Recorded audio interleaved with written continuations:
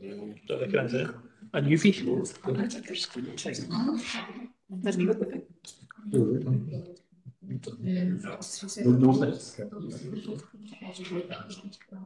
Hello, everybody.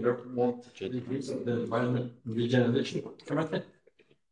This meeting has been held remotely and also in person, and will be filmed and recorded for live and subsequent broadcasts available through the Council's website. The Council is a data controller under the General Data Protection Regulations and Data Protection Act of 2018. We broadcast and record council meetings to fulfil our public task obligation to enable members of the public to observe the democratic process. Data collected during the process will be retained in accordance with Council public policies available through the Council's website. Members of the Council are reminded that they should follow the Council's established meeting protocols, including around the use of the chat facility, and that comments made in the chat facility are visible to all participants in the meeting, which may include members of the public who have also received invites to the meeting. Okay, moving on to the agenda, there have been apologies, substitutions, or declarations of interest. Convener, no apologies or substitutions. So I'll move to a roll call. Can the following councillors please indicate they're present at the meeting? Councillor Brooks. In chamber. Councillor Cassidy. Present chamber. Councillor Plopperty. Present chamber. Councillor Crowder. Present chamber. Councillor Curley. Present chamber. Councillor Jackson. In the chamber. Councillor McCormick. In the chamber. Robert McKenzie. In the chamber. Councillor Quinn. Present in the chamber. Councillor Robertson. Present in the chamber. Are there any declarations of interest? No.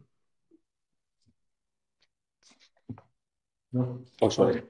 For me, obviously, I'm a member of a wider community trust, so I think the annual procurement report might have included that, and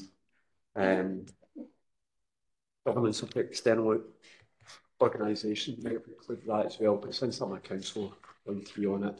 I don't think there was any mention of Inverclyde Leisure in any, but if there was, I'll mention that.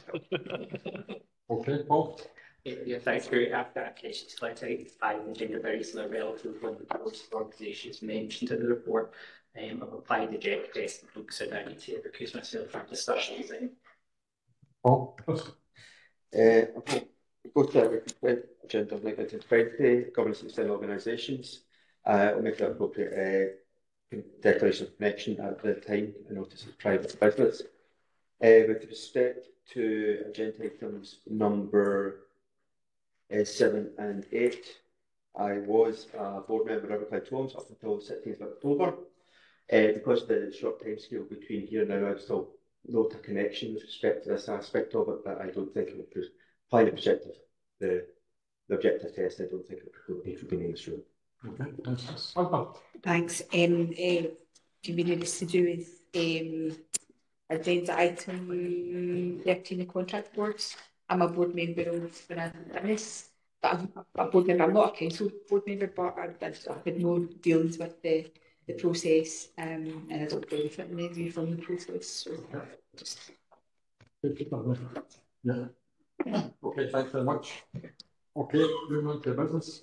Item number 2 is the 2025 Environment Regeneration Revenue Budget. Matt. Convener, it's the standard revenue report. You can see from the summary that the overspend at the moment has crept up slightly to £218,000 at the moment. Details of it are later in the report. I wouldn't propose to go through them in a huge amount of detail, but I'm happy to take any questions. You'll also see from that Stuart and his management team are reviewing various processes with a view to try and bring that down. And as part of that process, we've identified Environment, which is also included in the report, to create an agency budget to just assist with some of that. So I don't go through much of the detail, but I'm happy to take questions, and the committee's asked just to note the position, note the reviews that Stuart and his team are carrying out, and to approve the Environment. Thank you. Okay, Mark, thank you. Any questions? Oh. Thanks, Michael. It's just on 318 on the use of agency staff. We're aware that agency staff are getting used to cover core hours, and that's hours that can normally be filled by overtime. We've been using agency staff for quite a while now, and I know the unions have been asking that these agency staff get stopped being used and we take in full-time employees. It's just to say, if we gave any thought to that, given the cost to it, and I believe most of these agency staff are working in, is it refuge rather than anything else, so it's just to see if we gave any thought to bringing staff in full-time and getting rid of agency staff. Also, can I ask one more, Michael, just on the planning, on B, the decrease in planning, just to ask, is this due to a decrease in projects or a delay in processing applications? Thanks.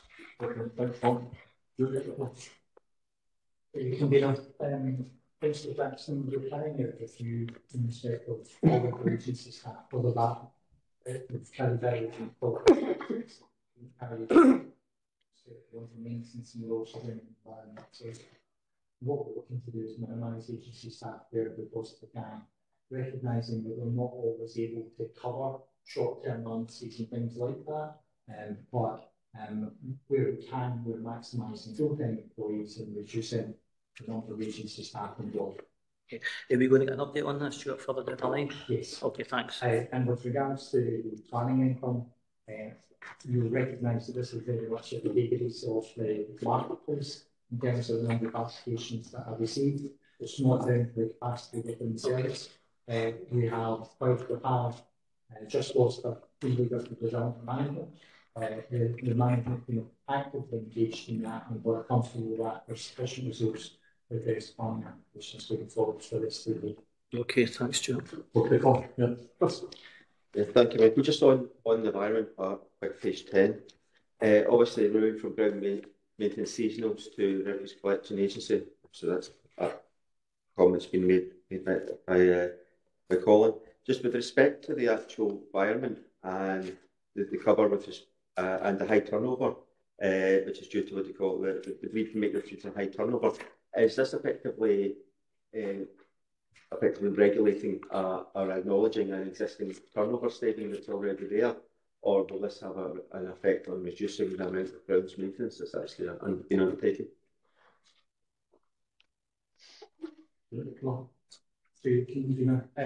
It's moving amongst budgets, so probably. The situation at the time for service is that grounds maintenance doesn't always get full complement of seasonals that we have an allocation for. And what we see is there's an opportunity to move amongst budgets.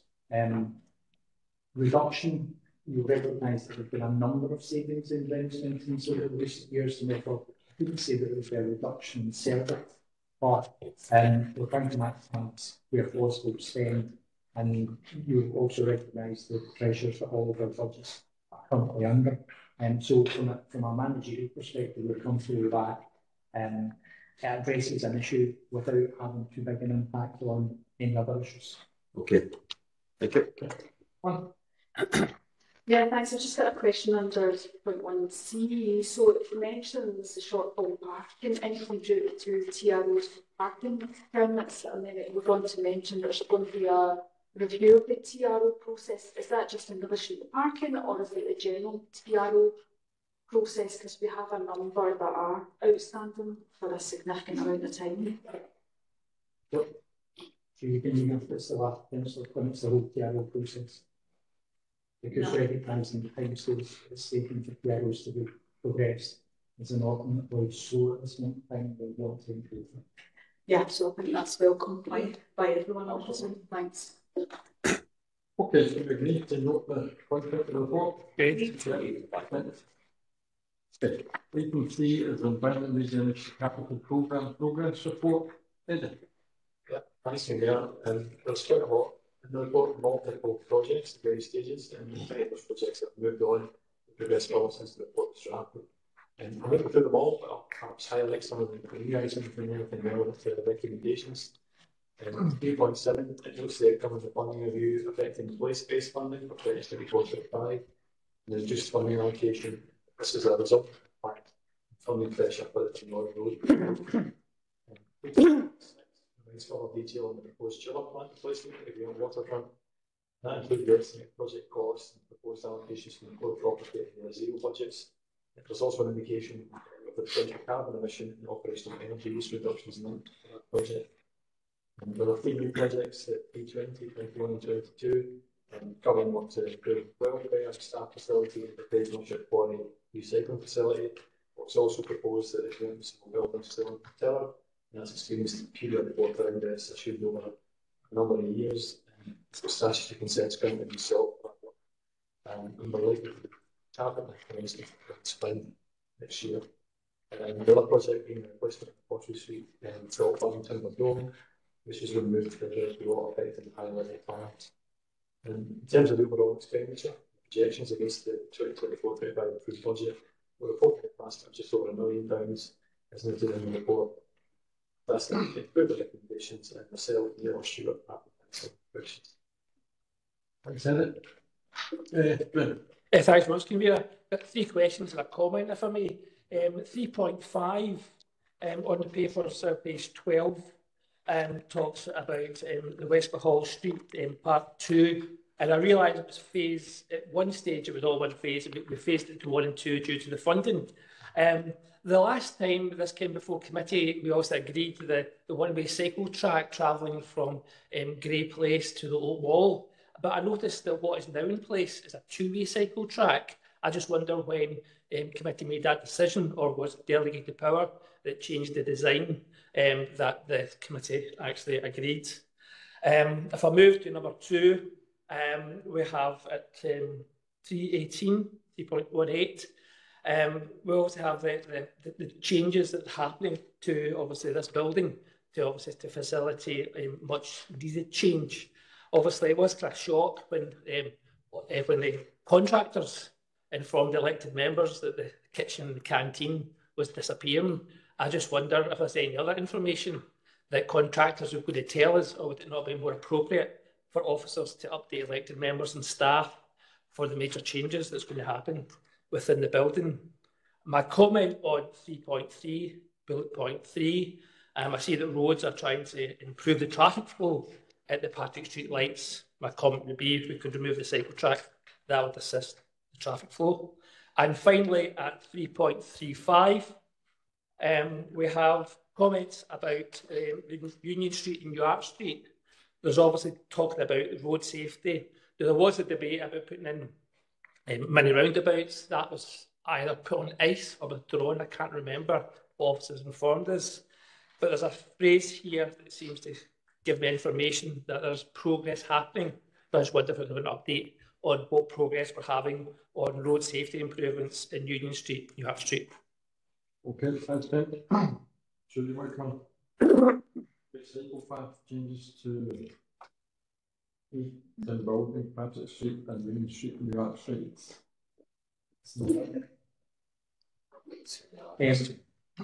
Briefly, Convener, with regards to the issue which Councillor Brooks has raised with regard to the cycle track, I've asked for a briefing note on that, which I'm happy to share with members as to why we've now got a 2-way cycle track, and that is something which I hope to have by the end of the week. And I'm happy to share with members who just wish for those sections. With regards to the kitchen, I'm more than happy to share with members the communication strategy as it evolves with regards to the moves and changes in respect of office provision within the chambers, and obviously that will affect the kitchen as well. The kitchen is being prepared for office staff to relocate as a result of the banking hall, and previous reports have indicated that the staff who are currently located in the banking hall will be moved between the finance room and the kitchen and canteen, but it would be better for us to get into that rather than contractors to be early. And the cycle track at Patrick Street, we recognise that was a decision by Councillor Brooks. That's a comment. But I'm not going to make any further comment on that, and I'll leave the rest to instead. Union Street and New Arch Street, We can get Okay, so you can be the reference in 335 is not directly related to the previous proposals for New Streets, or separate proposals, but there is a need to revisit the previous proposals to you're likely to put on hold rather than cancel, so we're going to reamend and agree way forward. Okay, that's helpful. Thank you. Thank you, Convener. Jonathan, you're next. Thank you, Convener. First of all, I would like to thank officers for the comprehensive report, and usually the more comprehensive it is, the more the scope for questions. In relation to that, I've got 5 separate questions, and I'm not sure whether to just go through them one at a time or go through all 5 at once. One at a time, if you don't mind. One at a time, okay. Hopefully the response will be quite simple. The first one is 3.10, it's the play area strategy. That's on page 13. Now, the play area strategy is, when it's next reviewed, could consideration be given to the Upper Bow Farm area?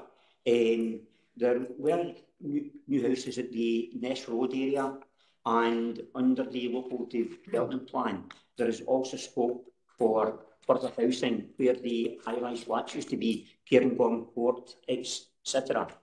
And currently, children in that area have to go to the junction of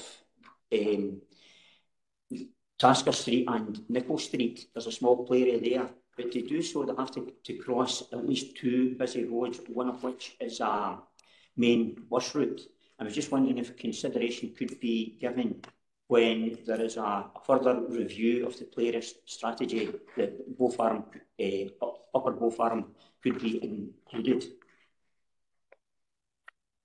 I mean, play area strategy is usually dealt with Neil in the house, but I would imagine there's no barrier to considering that. I'll let you maybe answer. Thanks for the question through you, convener. The play strategy was brought to Environment and Regeneration in May for this current financial year, and is reviewed on an annual basis, so we can take note of that and consider that in the future review. That's lovely, thank you.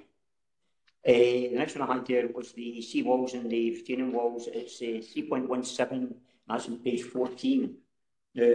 And note there that the eastern boundary is the Beacon Arts Centre, and it's really just to say that I'm seeking assurances that that does not include any part of the seawall as defined under REN 126174, which is the land that was leased by Riverside and Northclyde Property Holdings to Peel Greenock Harbours Limited.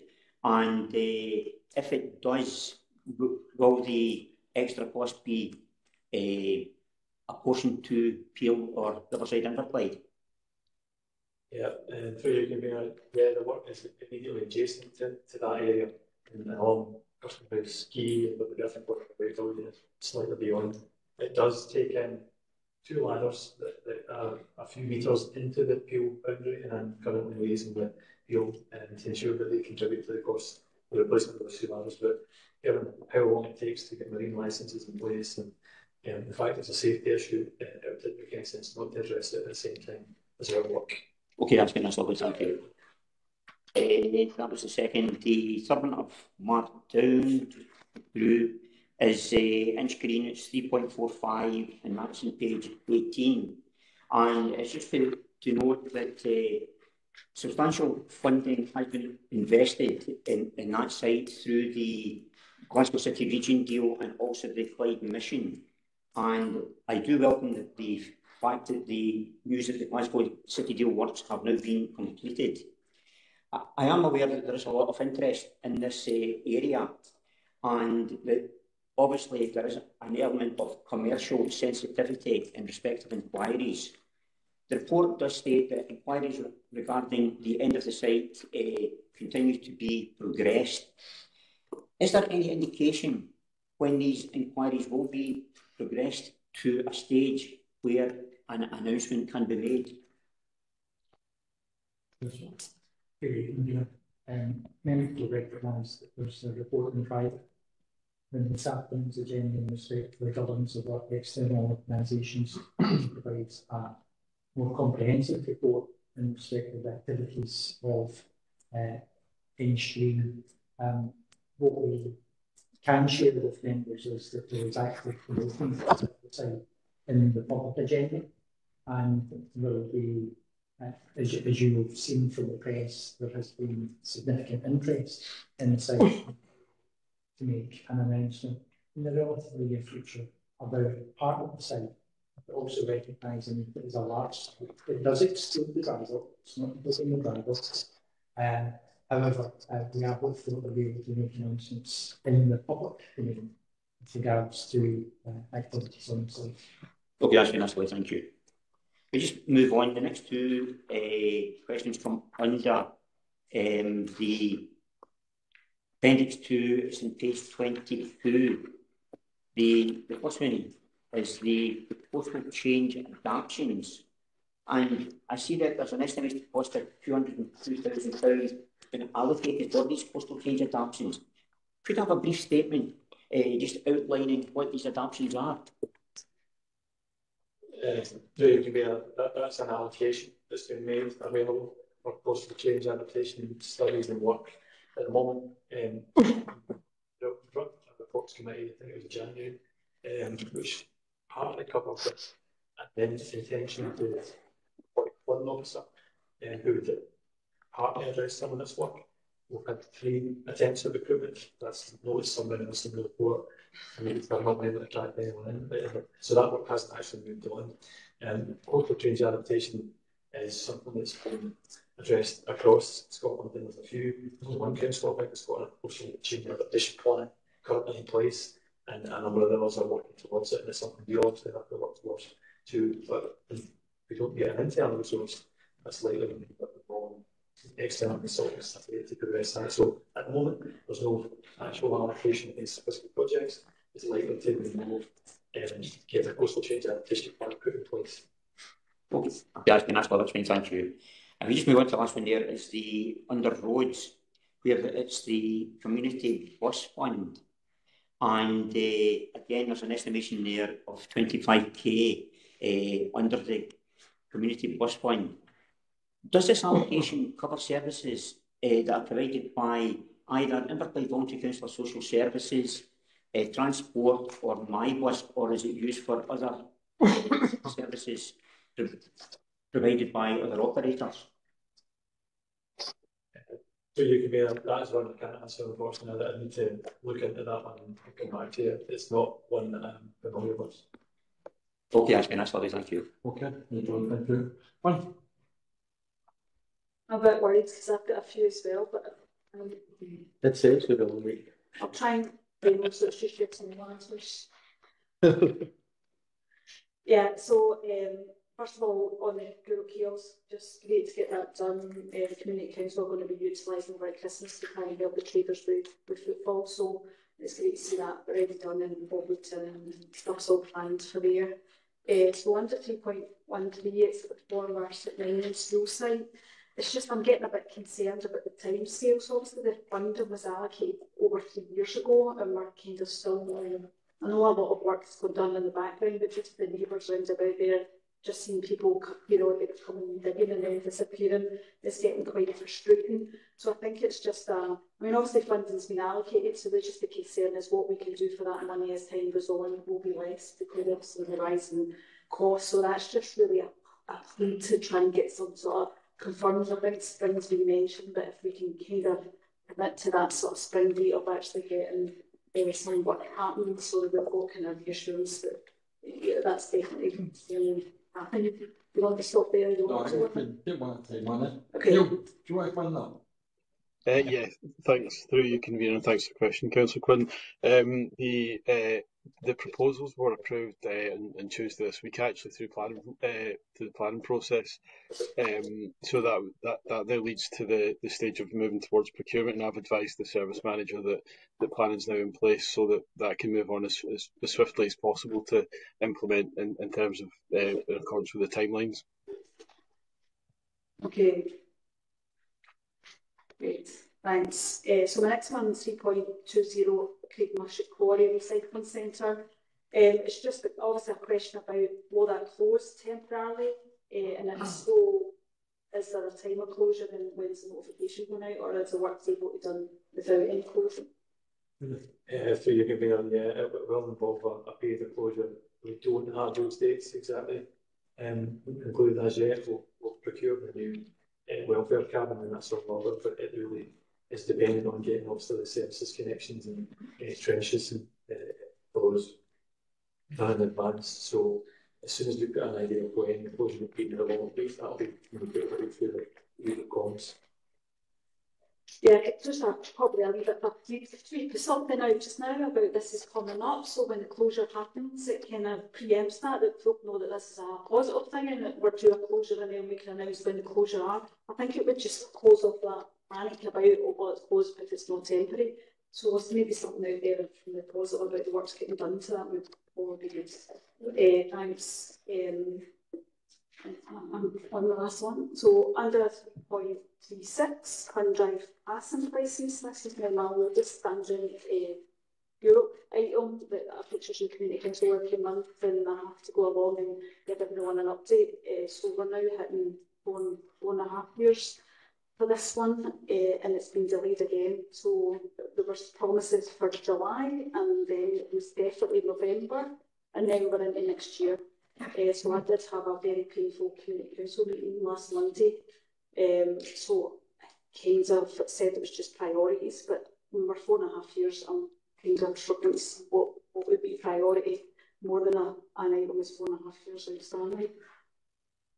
Yeah, unfortunately, we've actually had the staff member who's working on that leave the organisation, so that has impacted on us, and we've had to shuffle around priorities, and we have time limited funds for some projects for the financial year, and they have to prioritise, so the money is lost. So unfortunately, yeah, it's a difficult thing to message, but we are committed to keep progressing it, and I think the revised things still and get your absolute best. Yes.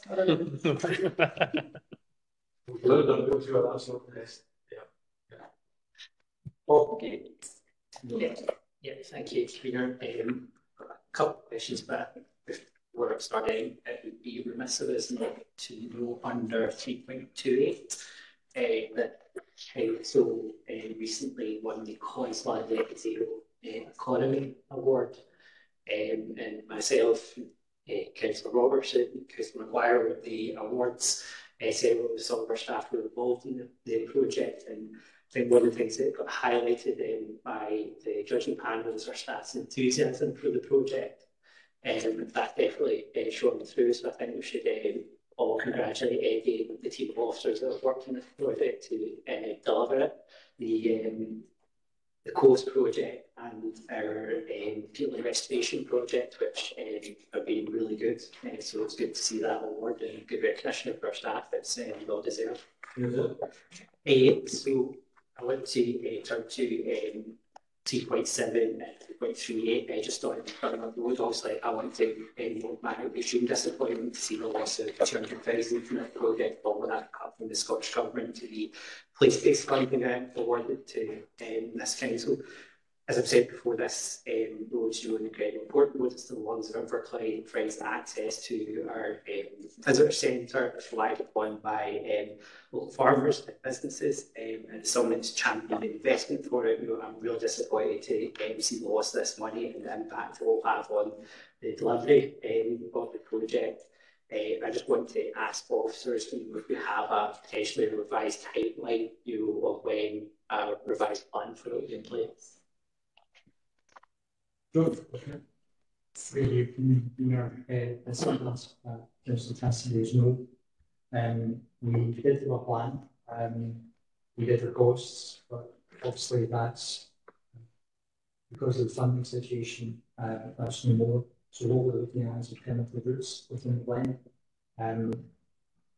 The previous routes was identified was the optimum route for us, recognising that funding changes, so we're now going for a practical route, and we're hopeful that can be realised, but we have to engage with our design team and the landowner.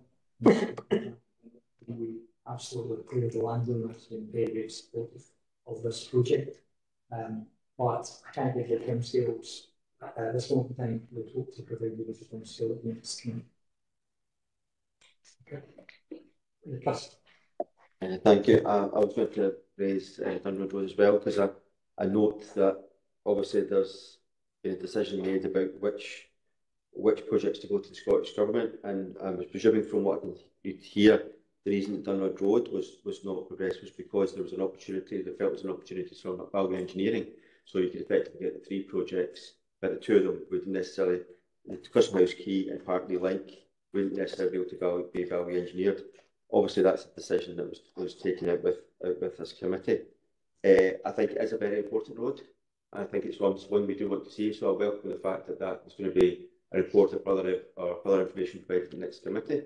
I would hope that we do get moving on with this project following the value engineering exercise that's currently ongoing with respect to it.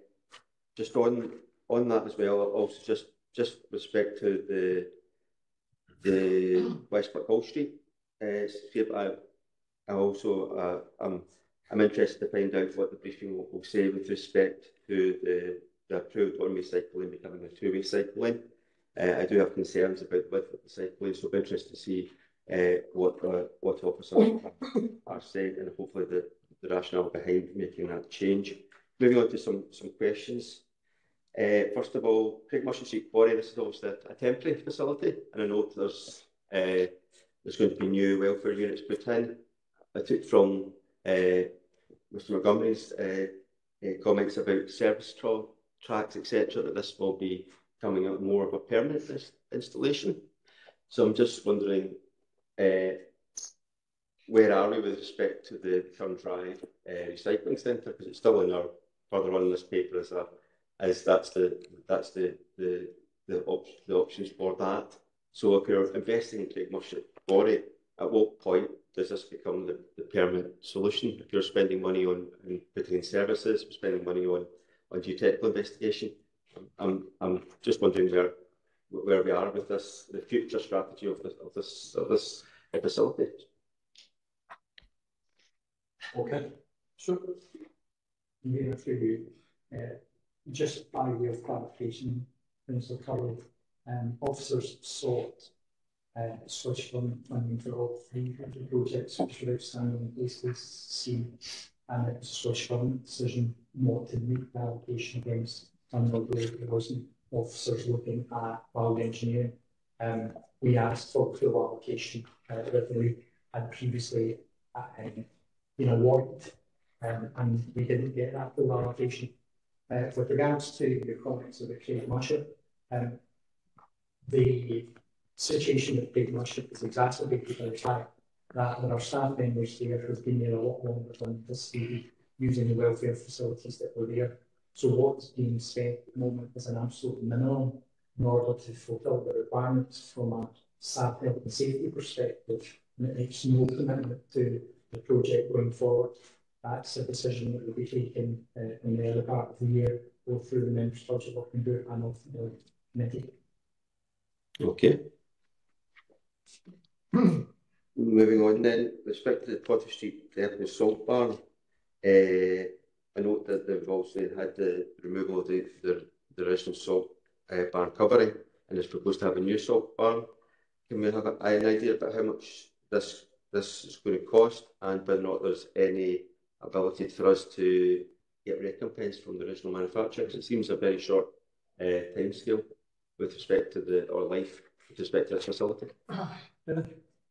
There's no recompense to the contracts on them. Salt will most of them been there for 12 years, but you do not get guarantees beyond your initial 1-year defects liability period unless you specifically seek those for individual things, and that again is quite unusual.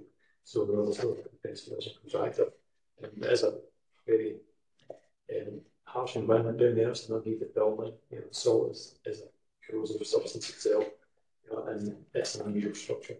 And it's difficult to install structures that are operational facilities that are in use. So it's disappointing that it hasn't lasted longer, but there's no option but to have it. That's why we had to put it removed. I can't add too much to that. The costs are subject to a procurement exercise, so we don't have an exact cost we can provide until through a procurement process. But I suppose my comment would be then, I take what you're saying, and we're also looking for a situation where we've got something that's got a 12-year life, possibly. And does this really move from being a capital project to being almost being like a revenue that we have to factor in the fact we're going to have to replace this salt barn every 12 years? I think every 12 years would constitute revenue. No, but wait, well, if you're not going to be replacing your car, you pay your car up. It's the same thing. I think what we can do is put in place a bespoke planned preventive maintenance regime for it, which is different from any other building that we've offered, because it is quite a different building. And that I would hope would address along the life scale. But can't put a guarantee on things. It's not like a Okay. Just another couple of big points. Sorry. Just with respect to, I'm interested to see that we're moving ahead with the cycle of walking in safest routes proposals. We're still expecting a number of these to come back from the consultant. Again, conscious fact that we haven't seen these as a committee, so it'd be great to actually get those shared. And similarly, with respect to the feasibility study from Inverkip to Largs, travel link, it'd be great to see that feasibility study to see where we're thinking about investing further. So that's just a request really. And moving on with respect to the flooding, I note that it's been mentioned that if we're not able to get a flooding engineer employed, and that we're ongoing with a couple of flooding. I'm conscious of the fact that later on the paper we talked about Glenbury Centre with respect to flooding, but I noticed it says site investigation for an overflow project at the corner of Kilmacrow Road and Glenbury are ongoing.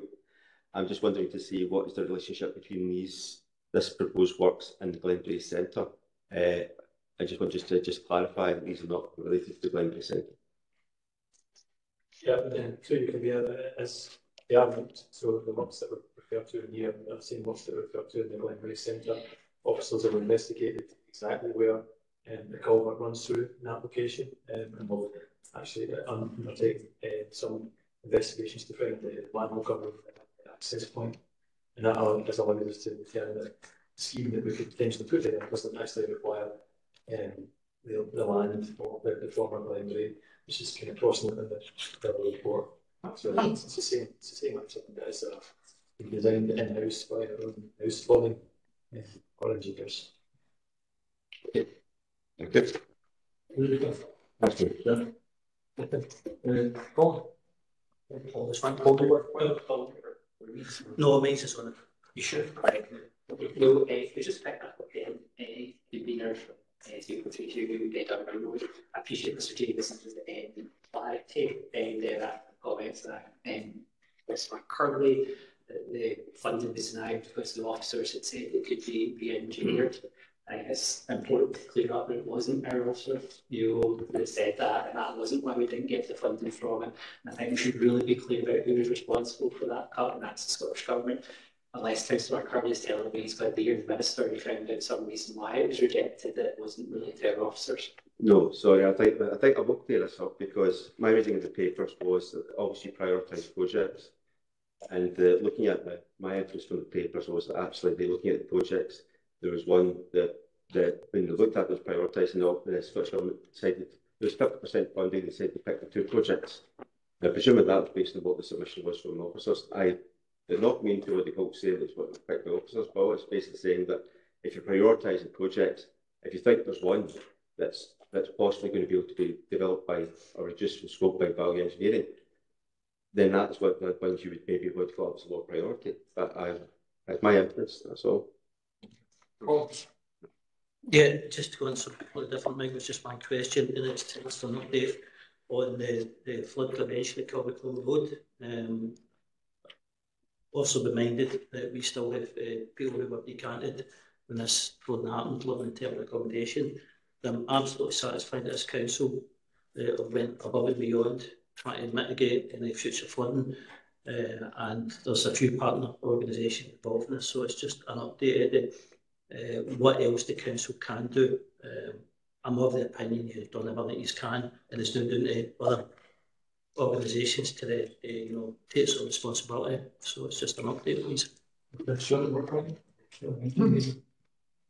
Councillor Jackson recognised that the flooding of the Port Road is a number of contributing factors. some of it suffers runoff down Kilmacombe Road from far up this top of the hill. And also part of it's coming down off Mountain Glen. Now, we have worked collegiately with Scottish Water to create innovation within the Windhill Reservoir.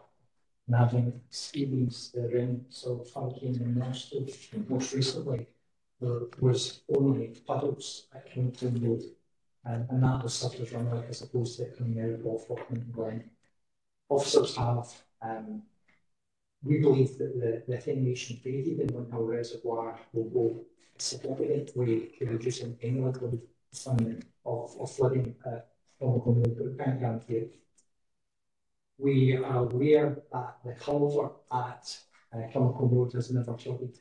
What has happened is that the infrastructure we have at the base of the glen has been overrun by debris. And what we're doing is we're introducing a 3D drill on that. We believe it's fit for purpose. The culvert is a significant diameter. It's never had any silt build-up in it. It's how the water gets into the culvert. So what we're doing is we're ensuring through our belt and braces approach that in the event of any surges coming down the glen, then if the initial drill is overwhelmed and the overspill drill is overwhelmed, we've got back up there. So that's to create a 3D drill above the overspill drill, and that will provide further opportunity for water to get in the culvert. The works that Mr. Montgomery described at Glen Ray is a real belt and braces approach, recognising that that's the location of the culvert. We talked previously about the potential introduction of sustainable urban drainage at that location. But what we're doing is we're effectively putting a hole on top of the culvert with a drill on top of it, so that if there is anything that gets beyond the Glen drills, then it means that it comes down the road and there's a lower point houses at the Glen Bay nursery, which then affords overspill and then again will not have an adverse effect on houses. But we also recognise that Scottish Water need to play their part, and they have to be fair. They have lowered the levels in the Windhill Reservoir, but we also need their partners in the RSLs to ensure that they're protecting their own assets. Yes, thanks, Convener. I won't be brief. Firstly, can I say the amount of questions it's been here shows the amount of detail there is in newspapers. So I think there's a big thank you to Ed and his team and all of his teams, Neil and Stuart as well, for the amount of stuff that's actually in newspapers, and it's an incredible amount of work. And if I could just go to essentially what I've been looking at is West Blackhall Street. I mean, we've had questions about West Blackhall Street numerous times in the past, but today it's really round about the two-lane cycle track. It's not regarding the work, it's not regarding the parking places, it's not regarding the inlet ramp. And I think it shows that West Blackhall Street is moving on. And I know yourself, Mr. James and Stuart, you've been there, and you knew concerns that members of the public and elected members had said about the finish in West Blackhall Street, and you're taking action on that. When you're down on it now, you can see it is beginning to take shape, and the amount of work that has been done, it looks as if it's going to be an addition and a good shopping place, which is the regional shopping centre of Inverclyde. So just commend Eddie for the work overall in this paper and your team in this paper, but specifically to say that West Blackhall Street is taking shape, and if complaints just now are boiled down to the two-lane cycle track, I know I'll certainly be happy. I'm not saying that it's not a justifiable question to ask, and it's one to get the answers from. But I think we're moving on with West Blackhall Street already, and I think people can begin to see the benefit of the work that has been done there. And I think it does really begin to look really good. So thanks. Eddie's team. Okay, Chris, yeah, I think just to clarify again earlier on, in 3.7 it does talk about submitting a prioritised project head to the Scottish Government. That's where I've taken my view that there's a prioritised tape, unless there's other projects that are part of that prioritised list. I don't know about. You can hear all three projects were prioritised by officers. Okay, can we agree recommendations? Great. Okay, thank you. Okay, item number 4 is the CEDAR. Stuart. Engineer, the report before you is the first report of the 2026 community delivery and improvement plan. You'll see from paragraph 3.6 that a number of actions have been completed. In the same paragraph, we highlight 5 areas of slippage, all of which have measures in place to address those. The nature restoration plan, as you'll note from the report, is on hold following the announcement that we recently made. In terms of the appendices, you know that we have one red indicator. The narrative highlights that the lag between quarter 1 and quarter 2 in respect of those progressing into employment is exacerbated by the award of a new contract. So we're in year 1 of a new contract. So we see some flux in that we hope to address that. And we also need to reflect that as an area we've lost nearly 1,300 jobs. The available job opportunities for those that are completing programmes are reducing at the trading conditions. Sure.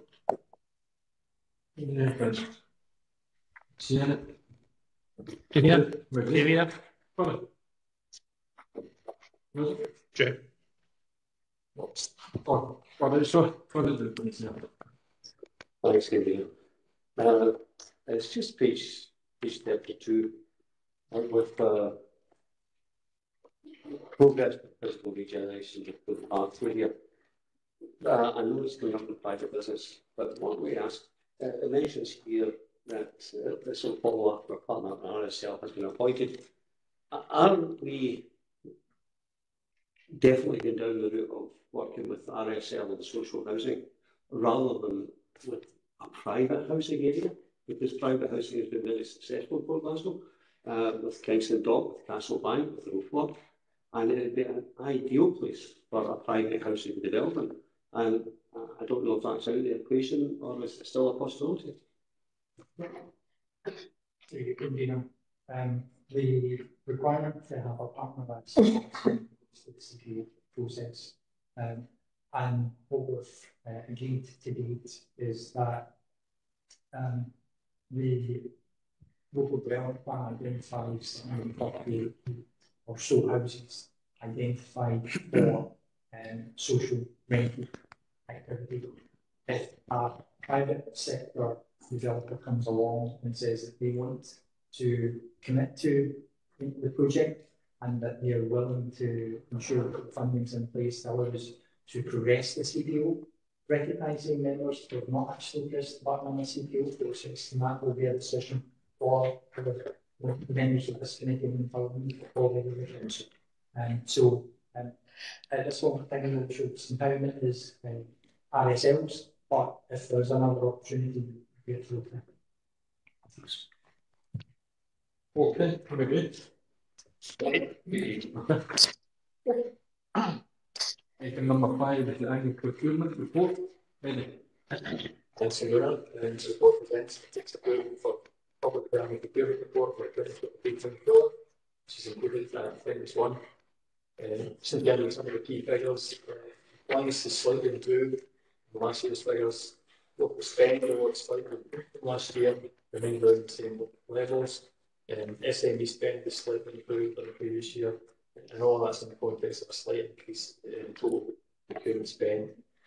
The report also notes the increase in the number of contracts securing community benefits, and through the introduction of the social value policy, and that continues to be an area of focus and improvement to ensure that we can maximise those opportunities.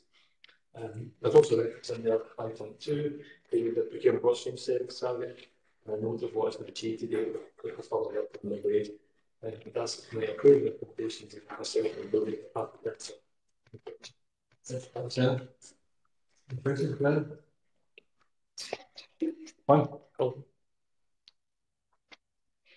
Yeah, thanks. Thanks for the report. I've just got a question under 3.8. So it said 50% higher in the local area are bidding quotations. So I was at an event in a Beacon yesterday, about social enterprises and volunteering. So it was really useful. So speaking to a number of organisations locally about Public Contract Scotland, and I'm surprised about the number that are not on Public Contract Scotland. So there's a general discussion around that. So is there is there a way of us to cross-check do we have a list in effect in the council of our local small businesses, and do we cross-reference that with public contract Scotland to see if there's any gaps there that local businesses aren't on there, and find out the reasons why and maybe provide some assistance? I know there is assistance available, it's just known that there should be on that website. It was just how do we get that gap and make sure that we are fitting in?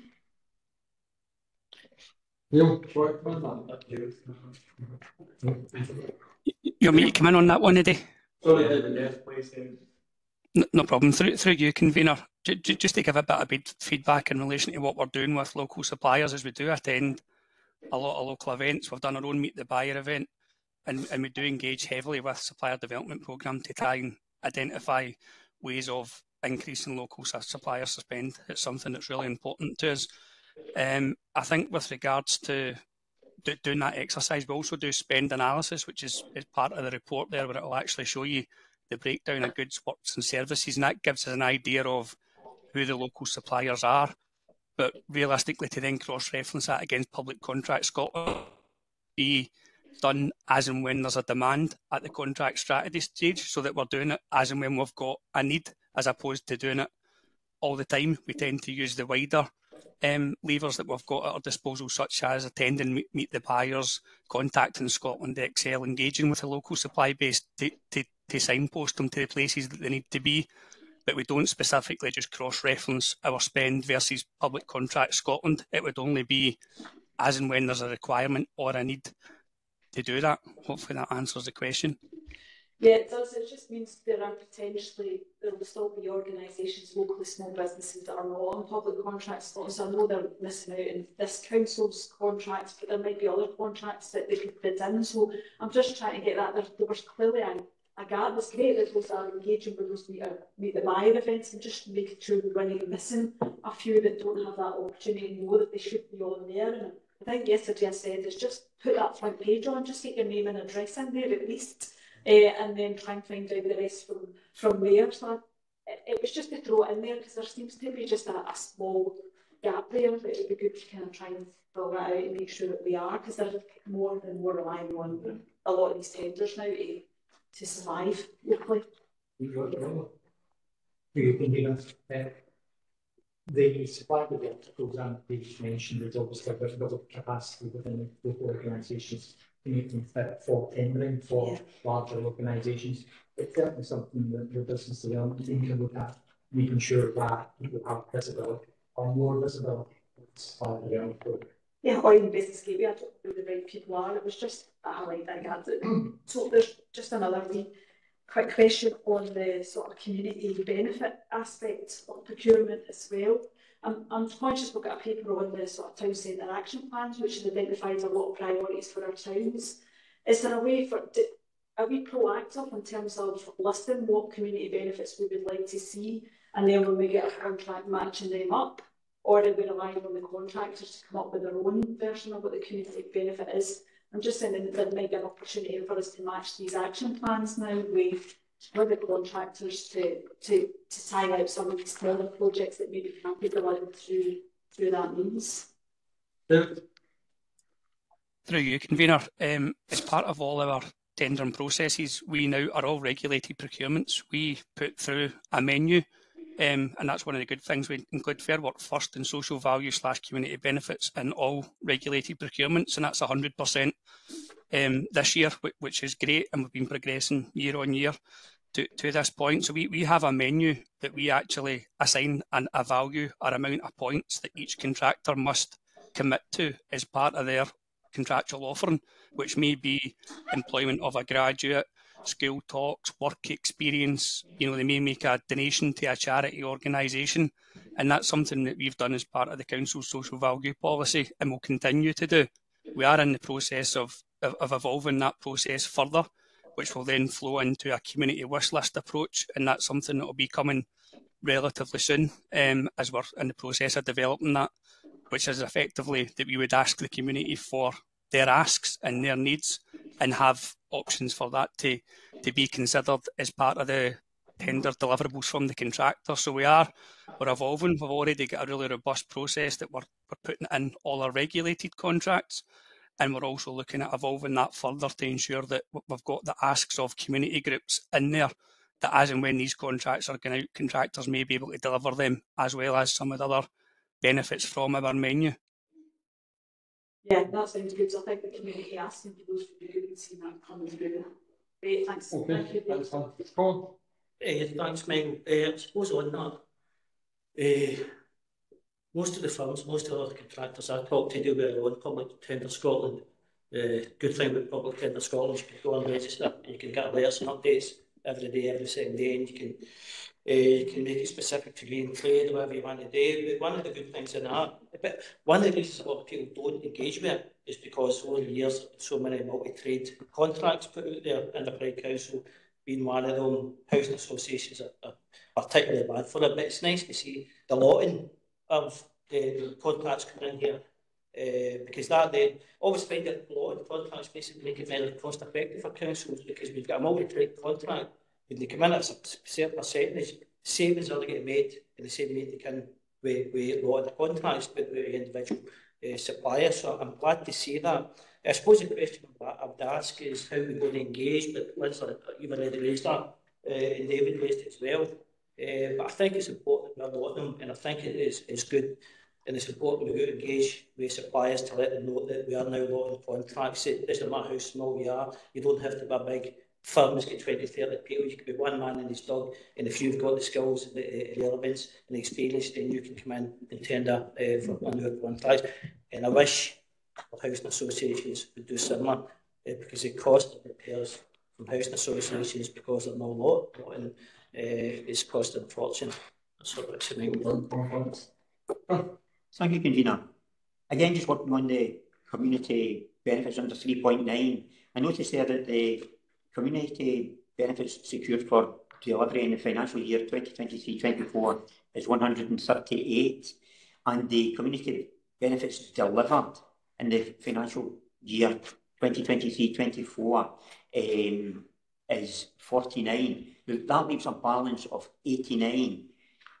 Those 89, is it expected that the community benefit will be delivered this year, or are you expecting any to roll over into the next financial year? It's a sorry, through you, Convener. It's a combination of both. Obviously, what we've got is got the target. We've got what's been secured for delivery, and ultimately, to date, that is what has been delivered. There will be an overflow in that once we have secured that community benefit, they've got a contractual obligation to deliver that, and it's just been, a case of us working through that and generating new processes and systems, as well as tying in with evolving social value that we haven't got round to delivering them all. But those are contractual obligations that we can go back to the contractor within the term of the contract and get them delivered. It's just a case of that's what we've got through to date so far. Okay, that's very nice, Bobby. Thank you. Okay. Okay, so now can we agree recommendations? Yes.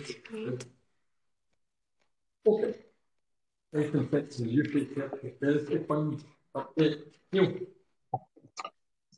Thank you. Through you, Convener, just a quick update. So there was a previous item on shared prosperity fund at August and a detailed project breakdown. So for this committee, and this report is fulfilling that obligation. In terms of the update, just to highlight the headlines, that in terms of the bulk of the programme, the spend projected at year end for this financial year is to be fully delivered on the spending, with the exception of the multiply component, which has a significant projected underspend because of national and regional difficulties with the capacity and delivery of multiply being borne out locally as well. In terms of the other key notable aspect, there's a recommendation for £50,000 to be wired from business support fund towards environmental costs, recognising the removal of nature restoration fund that was committee. I won't go through the projects in detail, but I'm happy to take any questions. Thanks, Convener. Thanks very much, Convener. I don't know who was first there. It is on 8.4. Obviously, I'm removing the money. sorry, 4.8 of the moving the money across. I looked through the pages 84 to 96 and I couldn't find the detail, so I don't know if it's there and I haven't found it. But I'd just be interested to get some narrative because it does seem a bit of a challenge. We've just had loss of press on SMEs after the halving budget at UK government. And the challenges are, what would happen if we take that 50k out and moved it into that alternative fund, and really, why would we want to do it? Yeah, thanks again through you, convener. So I think that the approach towards firing £50,000 towards environmental improvements is recognising the loss of funding to the Nature Restoration Fund, but it's also around an approach to ensure that we achieve full funding through the programme. The update provides updates on what's been delivered to support businesses, and that has and will be significant through the programme. So it's in terms of that kind of global picture of overall benefits to businesses being in line with the expectations of the programme that it's deemed to be appropriate to look to move £50,000 for environmental causes, which is seen a loss of funding to the Nature Restoration Fund. Can we not sort of not fulfil the natural resources challenges and what we plan to do? We've lost the money, so we'll not do the fulfilment of the project and maintain belts and braces to ensure that SMEs and businesses get all the support that they require. Is that not an option? No. Yeah, it's a recommendation to move £50,000 to environmental improvements related in the Nature Restoration Fund report that was brought to last committee. So that's a recommendation for members to deliberate on. As I said, it's deemed that that's in balance an appropriate thing to do given the wider scale of benefits and the quantum of funding towards business supports that have been provided and will be provided through the programme.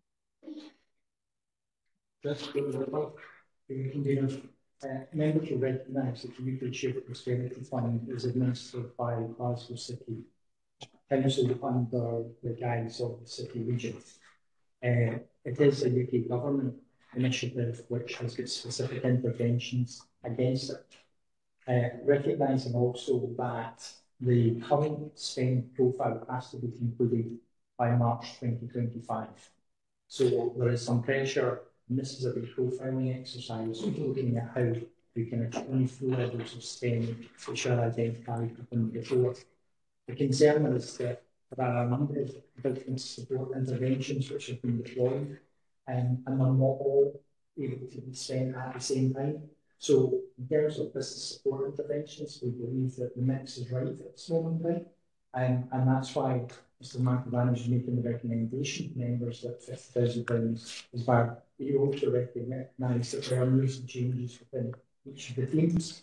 So this is also a place endeavours to look at how we spend the money.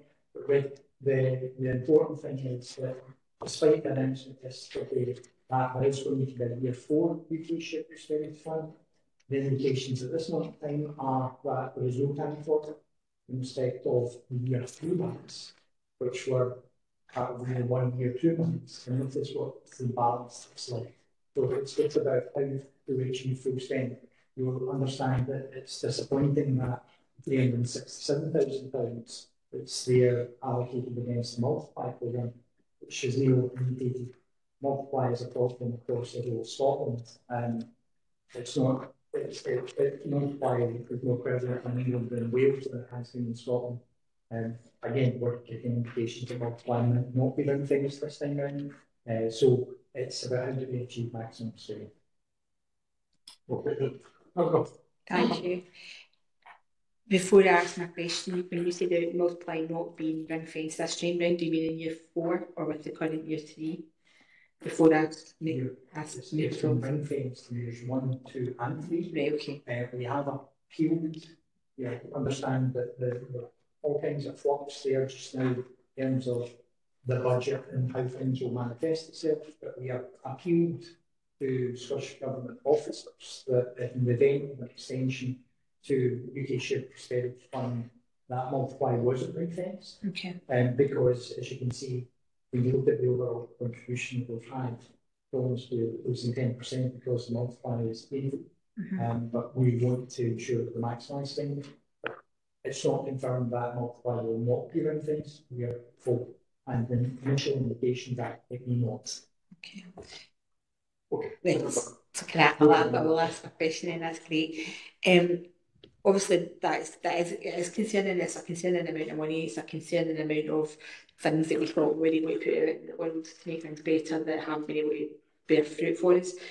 But I'm looking not only at the tabulations that are there that show the kind of quantum of finance that's been unable to be spent, but 4.6 when it says obviously that it can't be fired across any other investment priority. And I'm wondering if we've looked at not necessarily a different investment priority, but a different delivery vehicle, and seeing if we can move some of this money that we still know can be beneficial to the people who are employed through to our third sector partners, for example, who are by nature and necessity perhaps a little bit more agile in being able to spend money than we are.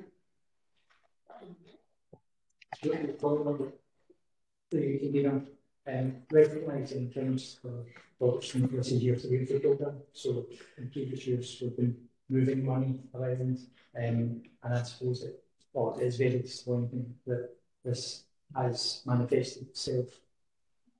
But we also need to recognise the eligibility of programmes and the governance associated with programmes. So there have been attempts to ensure full spending, but it's not been possible. And that's been a period in time. Can I just and has that included the third sector, involved third sector partners? I can't guarantee that, but based on the fact the number of third sector partners were involved in the initial tranches of the whole programme, I think so the margin was. Somebody wants to know what I'm thinking. Yeah, thanks through you, Convener. Just a couple of notes on that. So the work that was done to support third sector and community partners to deliver the Multiply programme was undertaken throughout the programme so far to try and upscale their capacity to deliver and upscale the uptake on it, and that's resulted in what we have at the moment. So there have been efforts to do that. In terms of looking at other ways to utilise the money, just referring back to the May ENR committee, the West Blackhall Street Resilience Fund, we initially intended that might be wired from the Multiply programme, but we were advised that wasn't possible. So we made efforts to achieve significant spend out of the programme, which are being thwarted by the limitations of ring fencing. Sorry, I'm going to have to come back in. I'm looking at page 93 to 96, which is the 6 Multiply projects. Not one of them are in the third sector. They're all in-house with Inverclyde Council, with the exception of the final one, which is West College Scotland, which is also not in the third sector.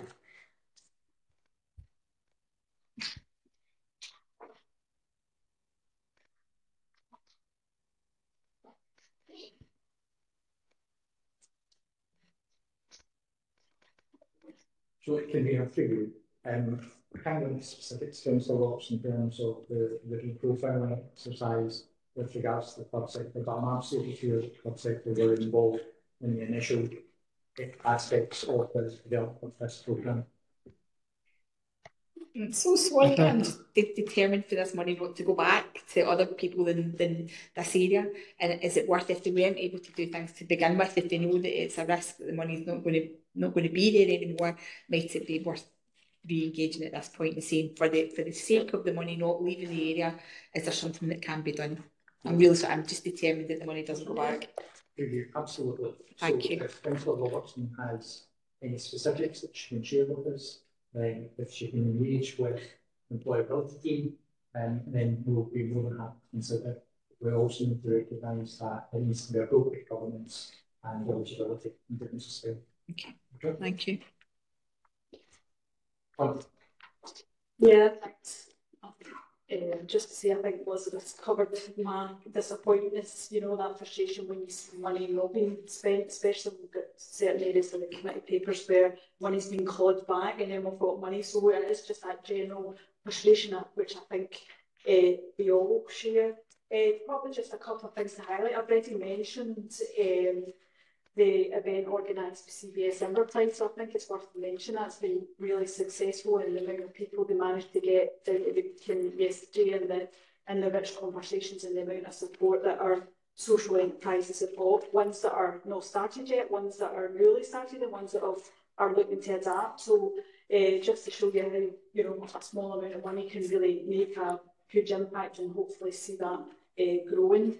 And also to mention page 88, the Women in Business event, I think it's terrific. I just want to mention special thanks to Anne McIntosh. It was his first birthday in the event on Monday, so that's our Women in Business has helped nearly 200 women who are running their business successfully in Inverclyde. So it's just to say happy birthday to the Women in Business event.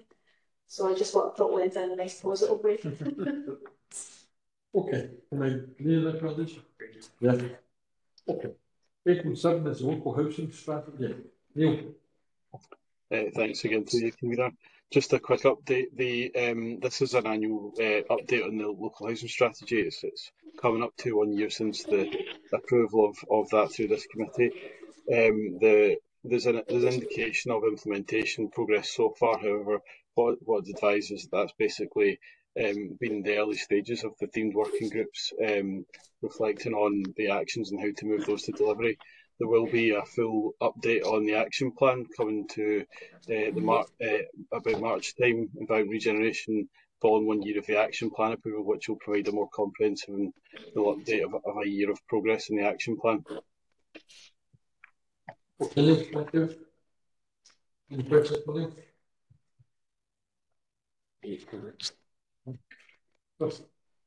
Thank you, Michael. Just page 103, the two bottom items which are shown as being on track, the due date 31st September 2025. Just from reading these things, I just wondered this. This is obviously, I think this is urgent to try and get these two actions done and actually get this land identified and this progressing on this, because we know there's a lot of land around Inverclyde that is ripe for development.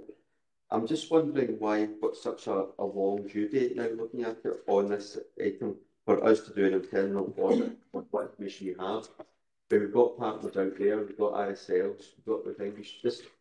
Should we not really be trying to push this on to actually get ourselves moving, to actually identifying what assets are there and moving on, not just necessarily what information we have as a council, but we know the partners are there. Let's just get around the table and let's just find out where the assets are. Yeah. Thanks through you, Convener. Thanks for the question there. So the due dates are what was approved at the time of approval through the working groups, the themed working groups. There's been discussion that this would be an early mover item in terms of pulling together layered mapping of assets and land assets to review the wider implications of that from a social perspective, multiple development plan perspective. So that I anticipate that will accelerate much faster than concluding at December 25. We'll have the intelligence from that, within the coming months, I think, and start to shape how that feeds into action. Okay, but I suppose it's if you think it's now changing, do we want to review these dates? When would be the proper time to review these dates?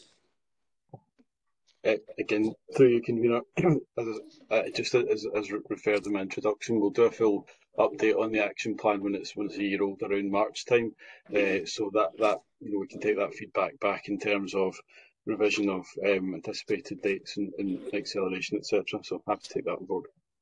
Thank you. Okay. Okay, item number 8, the strategy investment plan.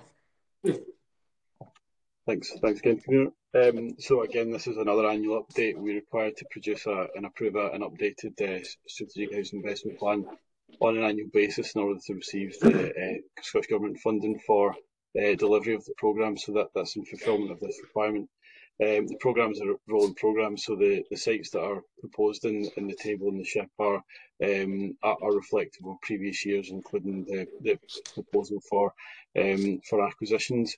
The funding allocation I would highlight is reduced from previous financial years. It was 9.59 million last year, and the current assumption is 7.32, which is a result of a reduction across the national programme. I won't go into any more detail of SHIPs attached, but I'll happily take questions. Thanks, Convener. The question that I've got is about the tabulation on page 134, which is about, was that housing need and demand? That's what it stands for, yeah. And it perplexes me a little bit on a couple of fronts. I'm surprised that we're kind of seeing the projection of new households that we have is only about social rent. I'm surprised that we're not seeing anything about owner occupation there at all. And I'm also aware of the gap that we've already identified through, for example, work the task force about mid-market rent. And I don't even know where that would be articulated in that tabulation, but it's certainly not enumerated. So I'm kind of querying that, really. Thanks again through you, Convener, and thanks for the question. So I suppose I would just highlight the documents obviously focus on provision of social housing and utilisation of the grant. The house needs and demands assessment is the required national toolkit for determining house needs and demand, and it applies to both social rented housing and market housing, private market housing. This document will clearly partner with the forthcoming LDP in terms of setting out the wider housing strategy and across all tenures. So the fact that that's focusing on one aspect of it isn't obviously the full picture. It's just relating to this particular document. I don't understand that. I'm really sorry. I just don't understand. I understand the words that you said to me, but I don't understand how this comes out the mincing machine and there's only social housing in it. I'm really sorry. So there is wider projections from the housing needs and demands assessment that we'll take through the LDP process that will inform the wider land requirement and provision of housing through the local development plan. So this is only dealing with the social housing element that comes through the model. The HND is basically based on house population projections, and you kind of have to take those as a baseline and then work from there to determine the housing, social housing required. Sure.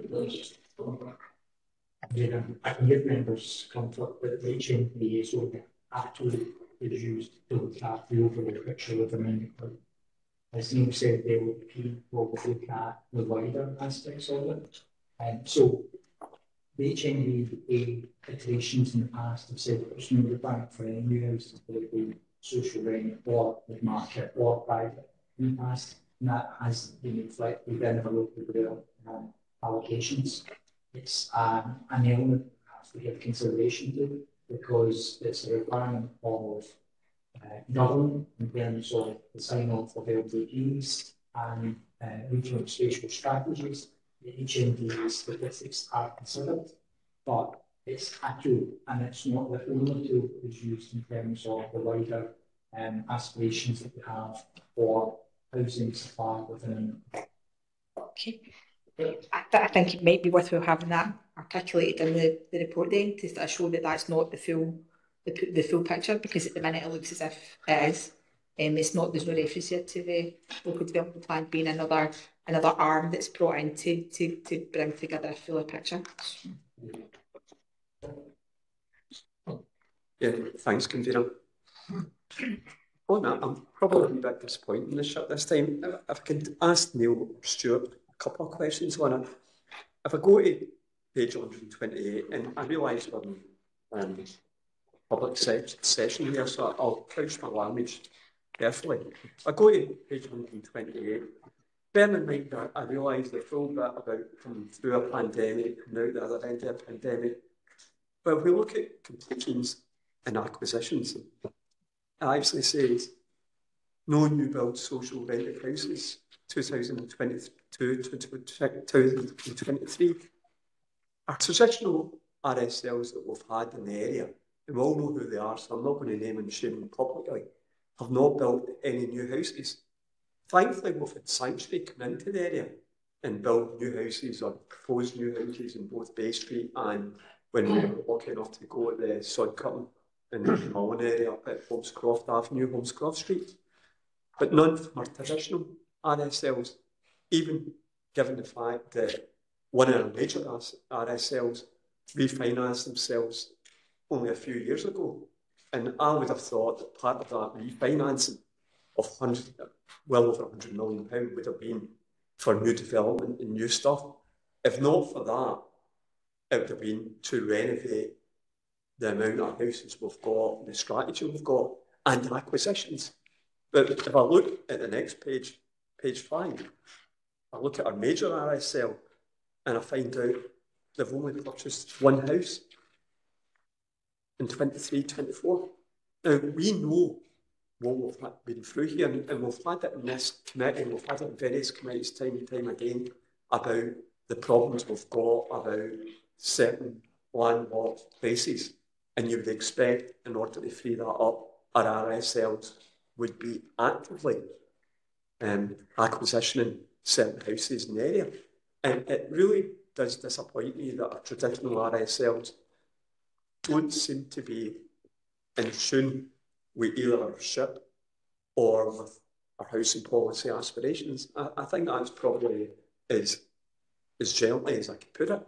So I don't know, from our point, as a council point of view, and being the strategic housing body for the area, if I've got this wrong, if I've not got it wrong, what can we actually do to actually say to our traditional RSLs, up your game a bit? And again, give me a free yourself. I really don't think I've been unfair here, but I would ask our officers to comment and probably what I've said. Yeah, thank you. Through you, Convener.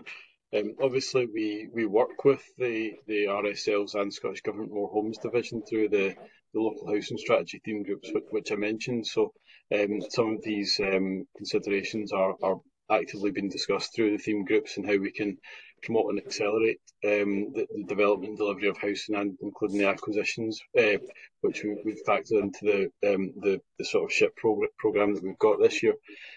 So the concerns and the aspirations around upscale and delivery are shared and understood, and the SHIP programme is designed in terms of the methodology to programme realistic delivery targets, and we do that in liaison with the RSLs, but obviously ultimately the delivery comes through the RSLs for new social housing, so the programmes and the strategy will be determined by their their organisational priorities as well.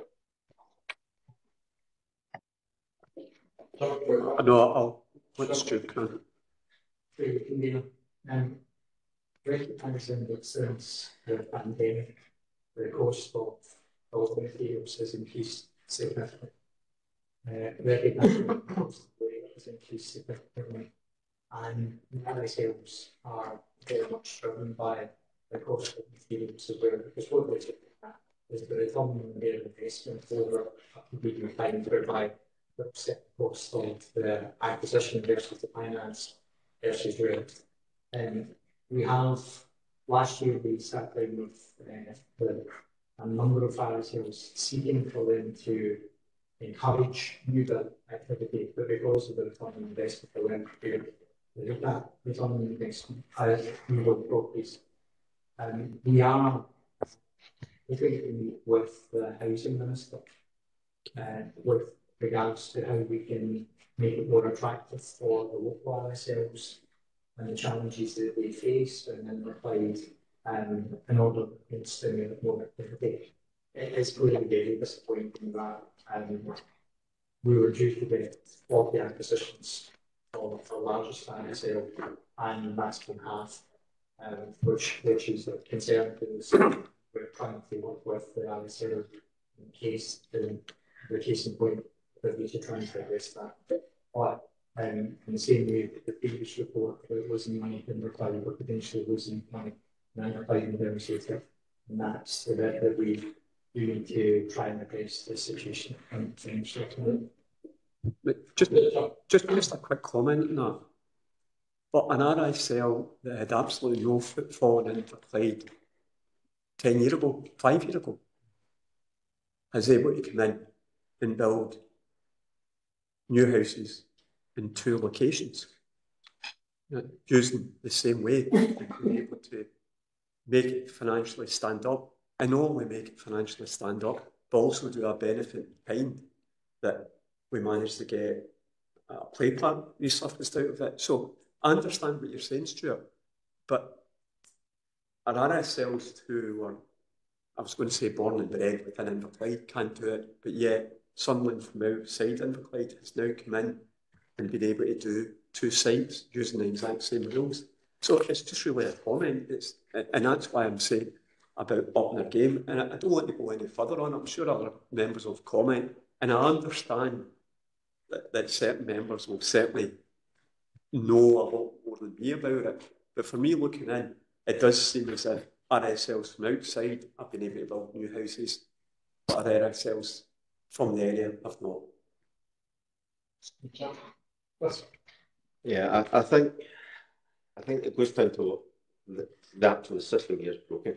This is local. This is the SHIP, Strategic Housing Investment Plan, not the Strategic Housing. What it is effectively is the new house building, strategic house, new building plan. So it's not about investment in housing; it's about new building new houses, and that's part of the problem. But now you raised an interesting point about a landlord coming in. Now, if any of the landlords in Inverclyde were offered a place to do a development in Bishopton, they could build 100 houses, 200 houses, no problem at all. In Inverclyde, the issue is if you build new houses, the end result is you end up having to demolish an existing house. We know that when we the demand assessment, we only got 180 houses over the next 10 years, which is 18 a year, and that's probably pushing it. So at the end of the day, if you build 100 houses, or we got to ship 457 houses, without a substantial amount of increase in people in the area, in the rented houses, you'll end up with 457 houses needing demolished at the end of it. And that's what our RSLs in here are actually doing. So that's the RSLs made a decision, quite really, at the moment, not to invest in new building, but are investing in existing stock. So that's what the refinancing was in that particular land, was to reinvest in existing stock. So we'll have to see what happens, but yeah, if you're a new player in town, you're just building new houses, your houses will be in demand, people move into your houses, you can make it work. If you've been here for 30, 40 years, you're now getting what you call into an area, and you're then looking at how you can actually manage your existing housing stock. And somebody new comes in and then decides to build new houses, you'll be in the same situation as the existing housing landlords are. That's how it works, unfortunately. Thanks, Michael. I suppose I want to call it as I see it, and that is the amount of people who contact me and the amount of tenants we go to visit, and you know exactly which social landlord I'm talking about. Chris says it's about the investment in housing. Liverclyde announced £150 million refinancing, and I wrote to them and I got told that there was going to be an extensive list of projects to make housing stock energy efficient, and that list will be available at the end of 2023. February, I wrote to them again. That list still isn't complete. I wrote to them last month, still nothing. In the meantime, we had a board meeting, as we all do, at homes, where I was told that 150 million probably going to be 30 million, which is a significant drop, considering the amount of housing stock that's out there. So far, the only investment that's taken place has been in Prospect Hill Court with £3.5 million. It's been spent making the building net zero. £3.5 million which should never be spent because the property was done up 7 years previous. Litigation should have meant the contractors paid that, not the Liverclyde Homesteaders who will pay it through rent rises. My disappointment in the investment, I can't describe how disappointing it is, because I'm seeing residents of Inverclyde living in damp, cold housing. It's affecting their mental health, their physical health. So I'd like to know what scrutiny this council can have over the spend of these RSLs and how long these RSLs are going to let the people at Inverclyde down. There's nothing place to do for them. They're spending their money, they're not investing, they're sitting on land which I suppose raises their investment value because it's assets. If you look over at Inverclyde and there's land sitting there which goes on the assets of these different landlords, they would never ever sell them on because they will be able to refinance against this land. So I could sit here for hours and talk about the disappointment in these. So I'd like to see what kind of scrutiny and what this council can do, as Jim says, to make them up their game. Thanks, Convener. So I'll make a late declaration that I'm a board member of Inverclyde Homes to ensure my comments are in context of that declaration. Firstly, there's an ongoing litigation, so I don't think we should be speaking in public about the development in the courts on Ann Street, as there is the court case currently ongoing. With regards to investment, there's a strategic plan. There are strategic decisions of why the decisions that Councillor Coffey has brought up have been made, and that's obviously for Inverclyde Homes to disseminate to Inverclyde Council and to split with this board. I know that Councillor Coffey is going to meet on the 13th of November with RCH, and that may be the right environment to explore the strategy of the board of Inverclyde Homes. Okay. And there's one comment. Okay. Agree with the position. Okay, from the council interaction plan. Thanks, Convener. Again, just a quick overview of the proposals. So the Town's interaction plans cover Port Glasgow, Greenock and Gourock. They were kicked off through the funded through the Shared Prosperity Fund about a year ago, and have developed over the past year. The documents are aspirational documents, so and by which I mean they're not funded documents, so they're a collection of the aspirations of the wider communities that have been engaged through the process of developing them, to provide a platform for future.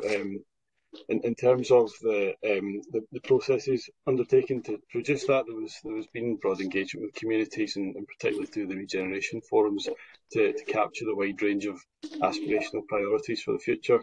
Whilst it's not a funded document and there's not funding committed to the proposals, it's deemed to be helpful to set out those aspirational priorities because they help with future funding bids, for example, in informing future strategies, such as, for example, the local development plan. I'm not going to go through the detail of the proposals, the proposed plans. There's an overview within the report. The plans will be subject to final editorial changes in terms of mainly sort of pictures and refreshing before publication online. I'm happy to take any questions. Okay, thanks, Tim. The question from you. Can I just clarify? So the papers that are in the members' lounge at the moment are marked private confidential. At what stage will we get documents that we can share with the wider public? It's anticipated that they're finalised over the next week or so. The consultant team are just finalising some of the imagery and the sort of publication quality of the document based on feedback that we received. So it'll be quite quickly after that. I would note, however, drafts of the documents have been presented to the regeneration forums. Thank you. Yeah, we're good. Look at I like. Can you that's right? Yeah, thanks. So it was great to see. I read through the documents. So it's good to see all the community comments all in there, especially, you'll not be surprised, the one for Europe didn't really, I skimmed read the other two. Just to be honest.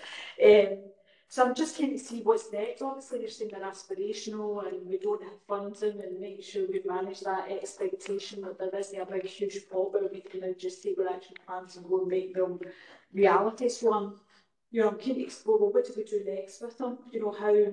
how do they kind of live on and make sure that they become relevant? I would assume, well, just speaking as the chair of pure regeneration, I would also like that to be a live document that's part of the Beef Regeneration Forum locally, so when funding does come, or if there's any proposed change, or potentially community groups or private investors want to come in, then we can refer back to that document and make sure that it's you know, live and it doesn't just sit on a shelf somewhere. So I'm really just trying to explore that, and how do we see these documents kind of living on and arriving at some sort of project delivery.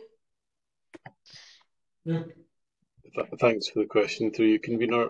Yes, so I think obviously following the decision today and subject to approval, there will be some publication of these to create broader awareness of the existence of the documents. I think in terms of the Regeneration Forum, forums that you'd mentioned, I'd be happy to meet with the through the pre-agendas with the chairs of the forum, just to discuss how these sort of become part of the work of the Regeneration Forums, and look at how the funding can be secure, looking towards funding bids, how they're built into the aspirations of other partners that might be assisting to deliver as well. So I'm happy to do that. Thank you, Convener. Yeah, yesterday afternoon, the email, as everybody else did, and here saying that the documents, the draft plans were in the members' lounge, and I recently went through and sat myself down and worked my way through the Port Glasgow one and didn't get any further. The book itself is what you would expect. It's got some nice pictures, it's got a lot of waterfall, and it's got a lot of buzzwords. And it's extremely aspirational. I don't want to be negative about it. The Coronation Park thing, it's saying the redevelopment and further development of the Coronation Park round about the shipbuilder structure is perfectly valid. The enhancement of the town hall exterior and the greater use of it inside is to be commended, even though we've recently told Riverside I would like to shorten the hours a bit.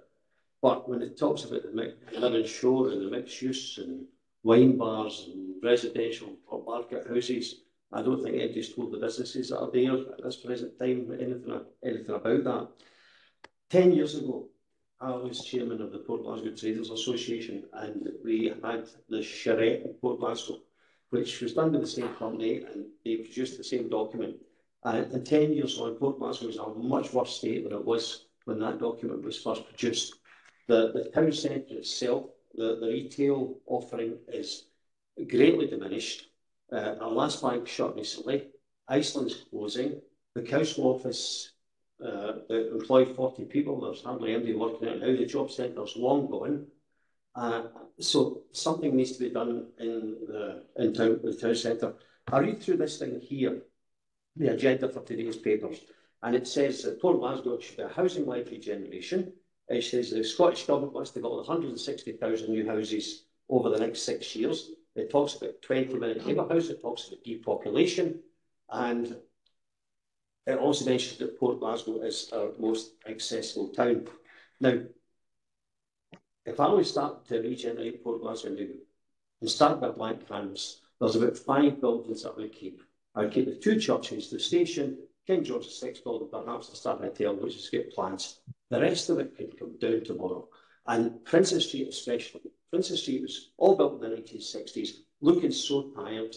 And there are a few shops left, but there are a lot of empty units. Now, it lends itself, 3 particular parts of Princess Street and into the top part of Church Street, it lends itself beautifully for nice modern living flats with shops underneath. And working with the shopkeepers that are existing there, that could easily be achieved. Then you're into John Wood Street and Church Street and the alleys. Now, they have seemed to have a lot of affection with the people of Port Glasgow. John Wood Street is quite iconic in the shape of their council-owned shops, many of which are now unfit for usage. It costs too much to bring them back into life. And John Wood Street itself is not there for modern living. You've got to go up 4 flights of stairs before you get to the first flat. And it's not conducive to what folk demand in this day and age.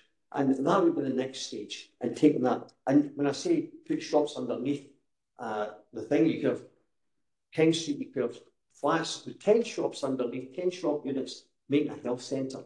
that kind of thing, and have people living in the town centre working round about.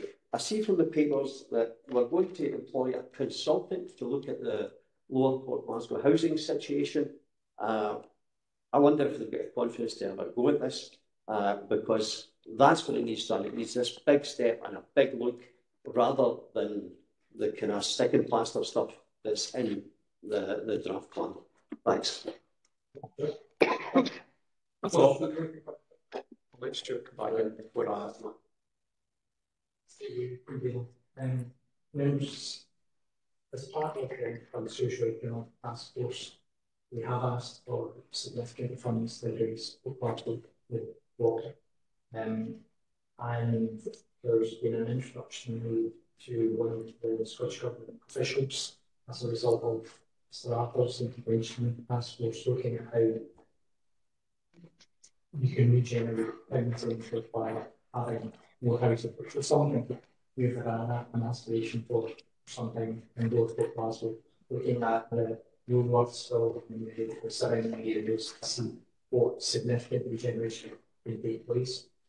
So we are attempting to move Glasgow water forward.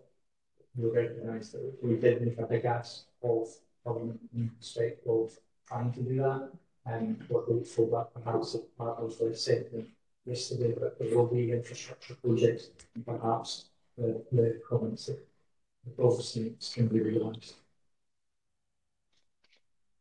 Well, thanks. It's not because we had Guru, we had both. I didn't want to go without Greenock, and as we all know, Greenock is the regional centre under Clyde, so I thought we'd better get. It is aspirational, there is no doubt about that. Drew, you stole my went under a bit, because I remember the Greenock Town Centre, charrette as well, heavily involved in the Greenock Town Centre charrette. That was aspirational as well. But some of the aspirational things came out of that, led into us getting the funding as well from the Levelling Up Fund. You know, the aspirational things on that were things like West Blackhall Street getting done up, things like the Bull Ring roundabout, things that we couldn't have possibly expected where we're going to have funding in 5, 10, maybe 15 years.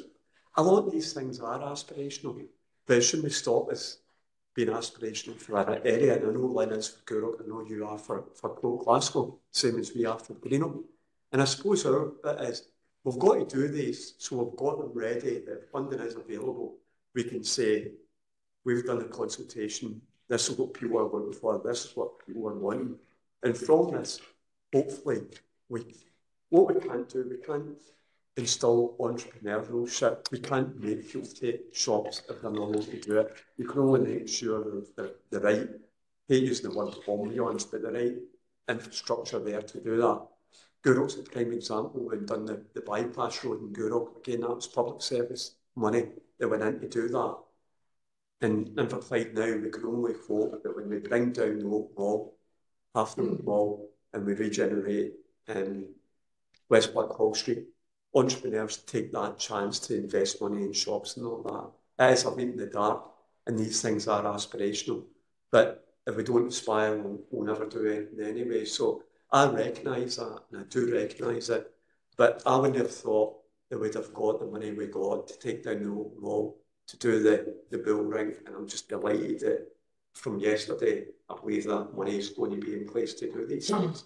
So I'm hopefully the port in Gourock will, and Gourock's a prime example of a busy thoroughfare and a busy shopping area. I would hope that West Blackhall Street can grow like that in years to come, and I'm sure you're the same for the port. Paul, do you want to come and speak for a couple of minutes? Villages. It's just, I think, I've read through the charrettes at Port Glasgow. I'm not quite sure when the Levelling Up Fund was mentioned in the Greenock one, but I'll wait for that one. With respect to the Port Glasgow, I agree with a lot of your comments, Drew. I think I would like to see more of a master plan aspect to it, but I've got to be conscious of the fact is that that's part of the Lower Quarter master plan. We'll see what comes from that. Princess Street, yes, it's right for redevelopment, and I think Importantly, it would be great to, what they call, bring in some of the connections that have been lost in Princess Street into King Street and things like that, and open up some of the vistas in the town centre, especially to the town buildings. That would be great to come along here. I'm probably not quite with you with respect to John Wood Street. I think that's a good opportunity for refurbishment, but yeah, hopefully we can get on and look at how we can actually develop these things and move it on. If you get the money, it's a lot to move these things around, but yeah, redeveloping the lower quarter and moving up Princess Street, I think that's a great opportunity for Glasgow. I think Northern Shore is a great opportunity as well. And I take your comments about the businesses are there, but I think if you're redesigning, if you're looking at where do we put businesses like that, you probably wouldn't put them in Northern Shore. Though I think some of them have made a really good opportunity to actually improve the area there. But I think we do need to look at how we can actually really look at that asset. But yeah, I think aspirational, I want to be a wee bit more aspirational, but yeah, I think we'll work with it. Yeah, I think just one thing to add. I mean, I don't know, because I was involved with the group on the walkthrough and also taking part in the consultation. So I think it's just worth mentioning, you know, I can't talk for the others, this is just purely for Guru, but a large number did engage in that consultation and came along and came up with the ideas. So the things, when I look at Guru, it did reflect what the community have asked for. So I think, you know, we need to bear that in mind, that this was designed part of the community. If they've asked for this is the priority for their town, then it's no for me to disagree with that. That's the priorities that they've chosen. So I was delighted with the amount of numbers, and I thank the folk at Europe to come out and say, right, here we go. And it's key for us to say, here's what you asked for, and this is what we're trying to deliver to make sure that it definitely is community led. Thanks. Let's put them on a very, very, very aspirational document. Oh no, sorry, I'm okay, can I buy this? Okay, item number 10 is tree management report. Neil. Thanks again, Convener. Just a very short overview on this one. So this I think emanated through the Alliance Board, but was an ask to sort of develop a tree management strategy, which is something we do anyway through service operational delivery.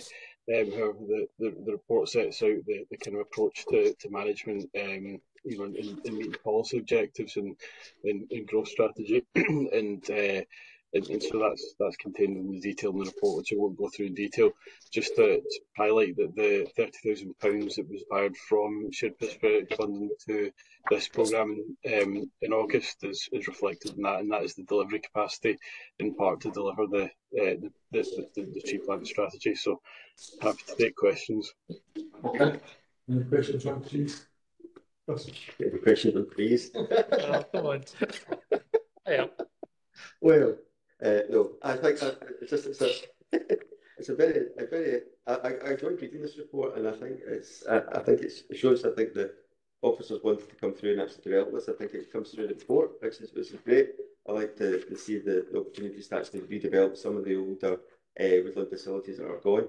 I did like and I was very surprised about the comments about Kelburn Park from Glasgow about the rare trees there. So that did pique my interest, and I look forward to that developing as this strategy goes forward. So that was brilliant. So I really did enjoy reading this report. So thank you, Doc.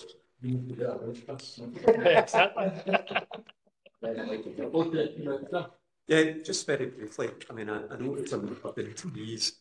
They will plant 1,000 trees in around Central Greenock. I'm sure Graham and Elizabeth will agree with me. They do mention the west end of Greenock there at this time of year.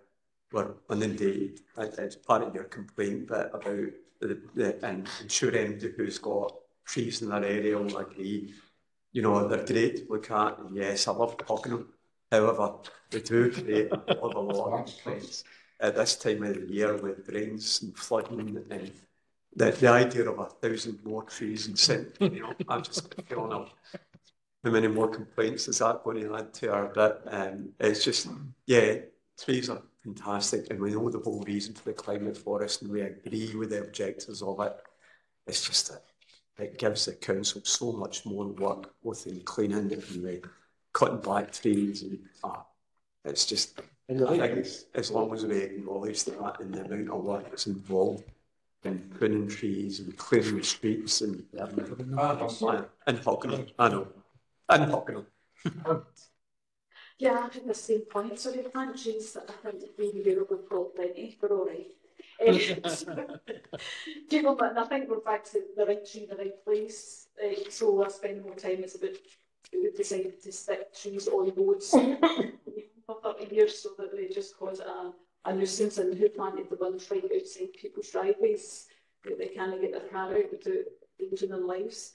But there is a serious point about ongoing maintenance, because the whole point when we talk about maybe some of these road trees and keeping them on, it's all about budgets. We don't have the budget to maintain what we've got. So while we're all supportive of the right tree in the right place, where it can just grow as high and as wide as it likes, how are we going to ensure future-proof this, that we'll got the right revenue budget to do the work of maintenance? I change this. But everyone can talk. Not to say an awful lot, but clearly, obviously, the officers, the service that put this strategy together are also the services responsible for operational maintenance of ground. So the revenue implications and the maintenance implications are considered and thought about thoroughly in terms of new activities that are carried out in terms of delivery aspects. So that is noted and will be considered. Thanks, Nick.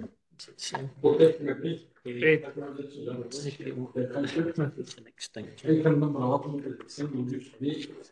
Neil. Thank you, Convener. So just again, a quick introduction. So the report sets out an update on the range of activities that have taken place over recent years in terms of education, monitoring, enforcement activities in relation to vaping and tobacco products, exploration of additional interventions, and proposes a letter to Scottish Government Minister to support and accelerate any actions to tackle vaping. There's been a significant programme of test purchasing carried out, and that's referenced in the report, and it's actually ongoing at present. So that's kind of just reflecting on the kind of wider overview. Legislative provision on vaping is set out in the report as well, and that's obviously a moving thing given the introduction of new regulations that are forthcoming, and that's covered in the report. I won't go into the detail at the moment, but happy to take questions, obviously. Thank you. Thank you.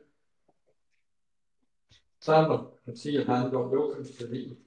I know that Sandra brought this at full council with regards to a motion she brought forward. So Sandra, what do you want? Okay, thanks, Convener.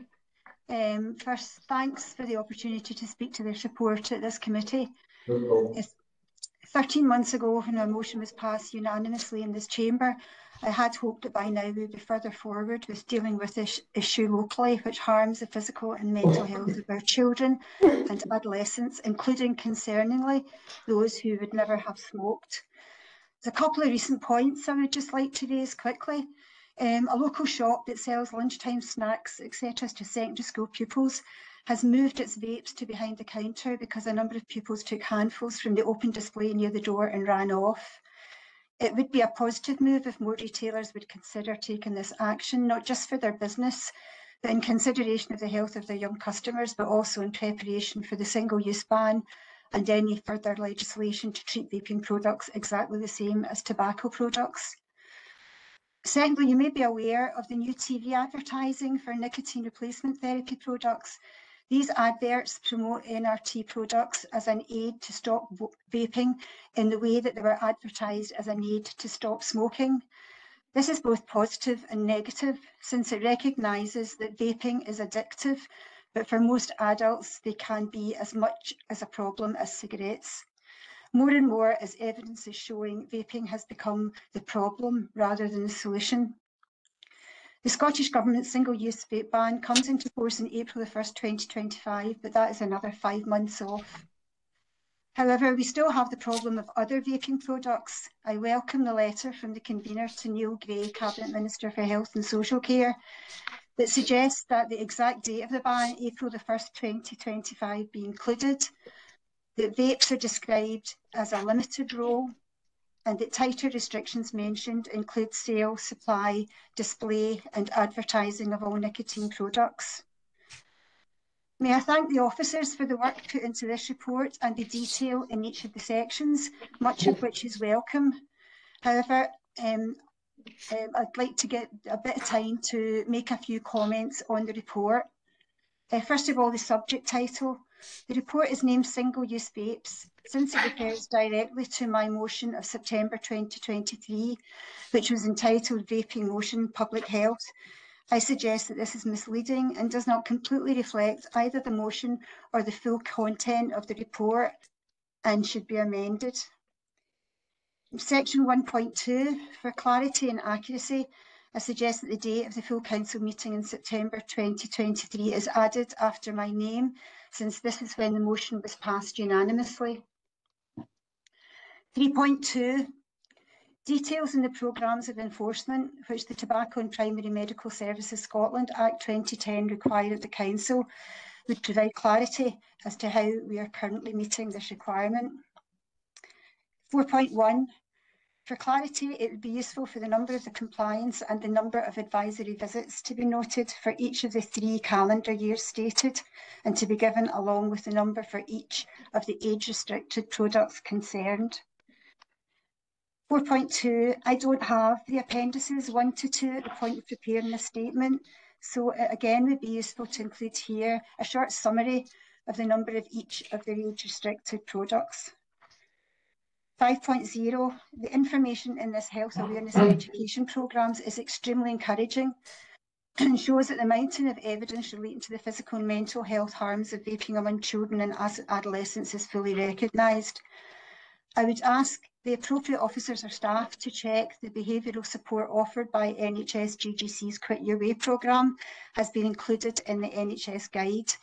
This is an easy and confidential way for pupils of 12 years and over to access support through their community pharmacy.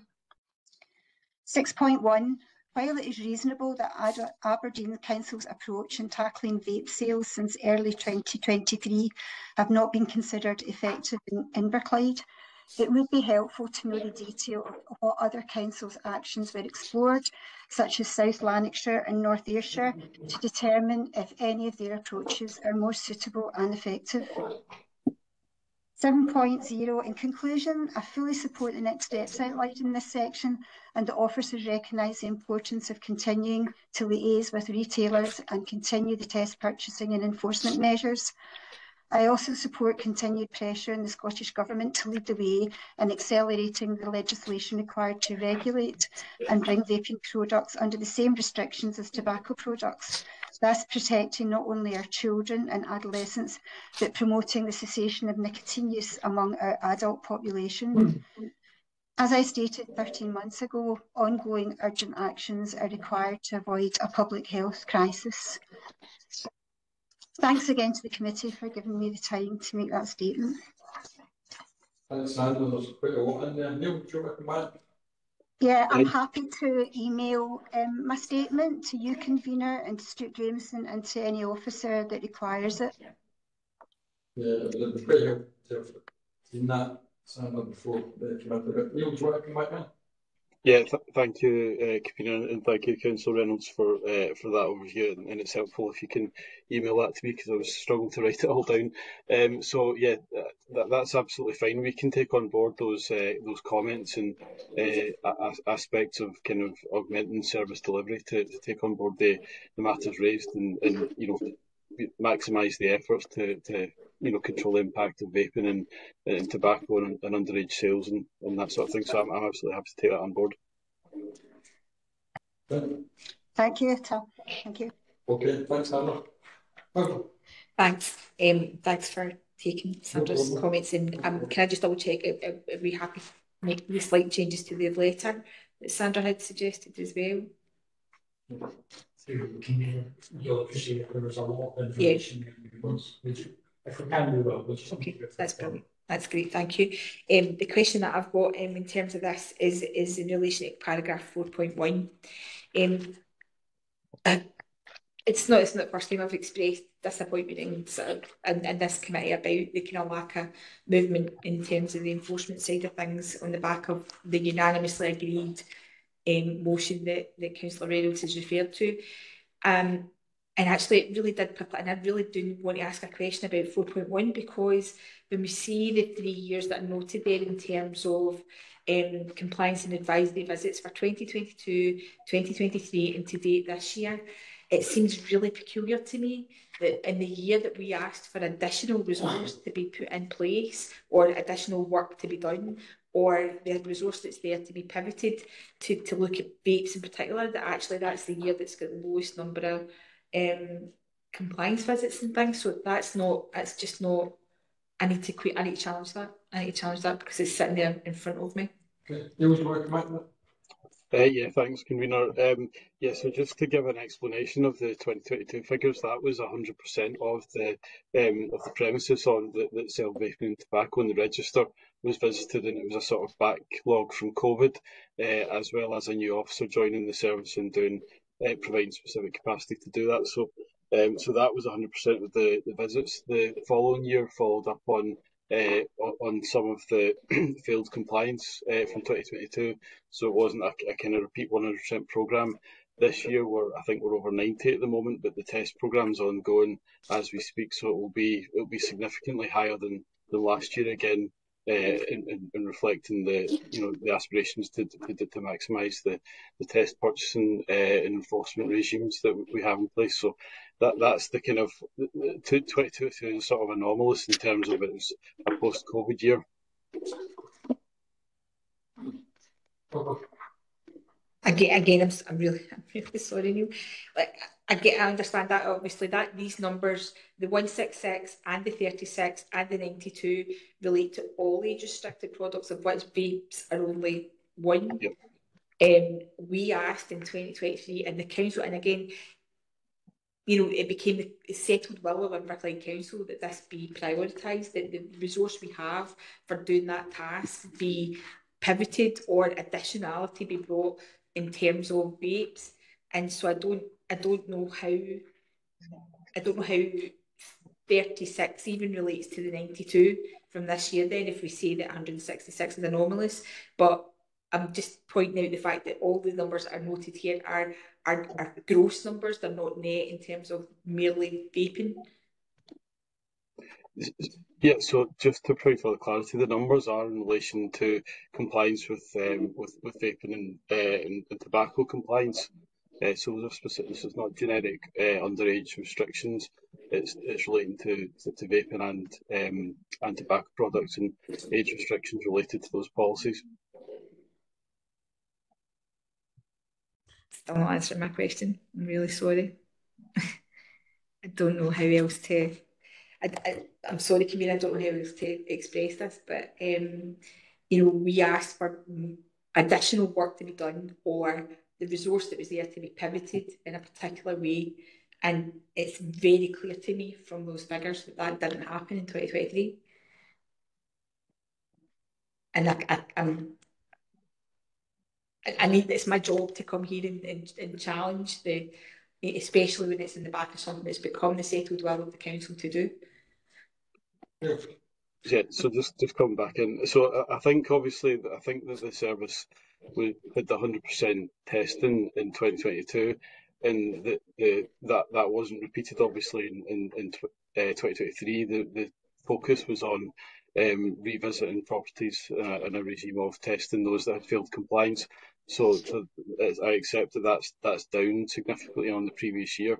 The efforts this year have been to put the 92 to date, but that's ongoing and will be further before the end of the year. So I acknowledge the point that's been made, and just that we're kind of up in the regime over this current calendar year.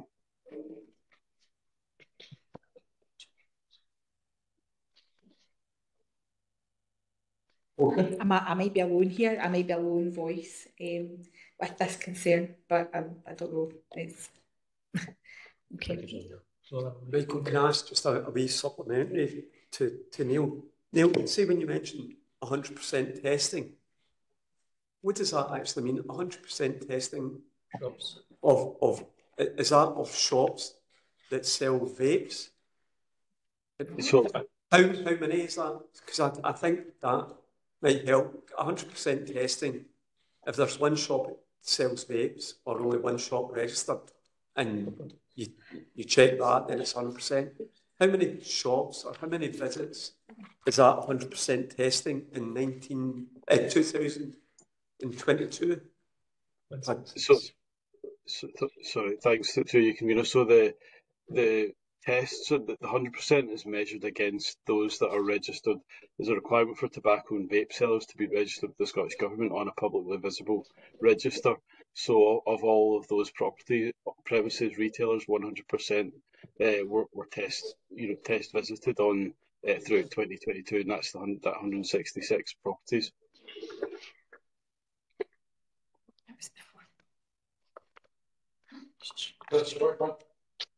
Oh, sorry, yes.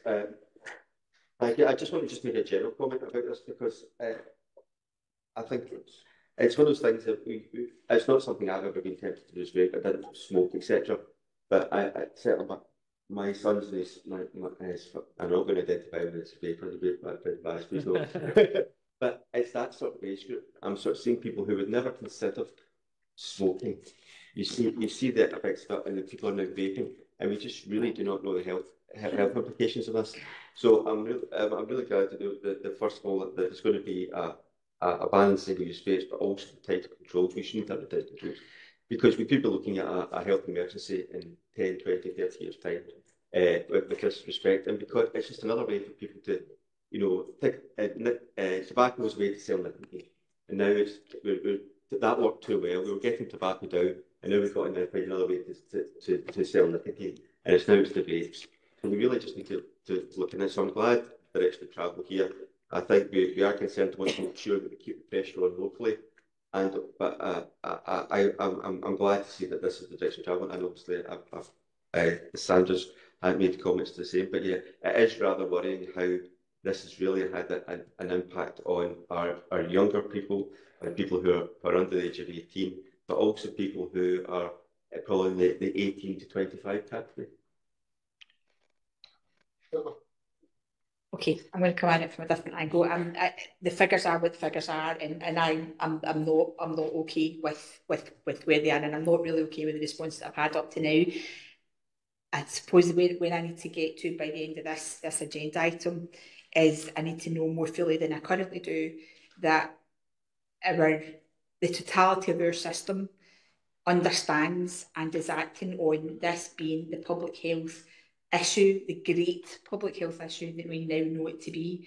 We heralded this at the time when the motion was put forward, and I think everything that we thought might happen and that was heralded in that report has happened and more. And therefore, given everything that's been said about preventative work, not storing up issues for 30 years hence, etc., I am going to need more assurance that the totality of the system, enforcement, education, everything, every tool we've got at our disposal is being fully utilised to make sure that this doesn't become an unaddressed public health issue.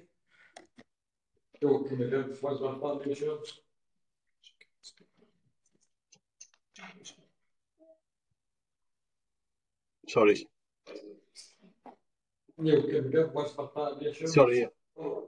So apologies if any of the responses have been unclear so far. I think, from my point of view and overviewing the service that's delivering the kind of operational response to this, or at least part of it, because we do partner with Education, Health and Social Care Partnership, is that is absolutely the intent to leverage as much of and maximise the use of the toolkits that we've got available to tackle this issue. So that is absolutely what the intention is around the response that's set out in the report, and obviously from Councillor Reynolds' feedback, we're happy to take on any further comments and suggestions around augmenting that activity and supporting that to leverage the maximum impact. So I would absolutely give assurance that that's the intent.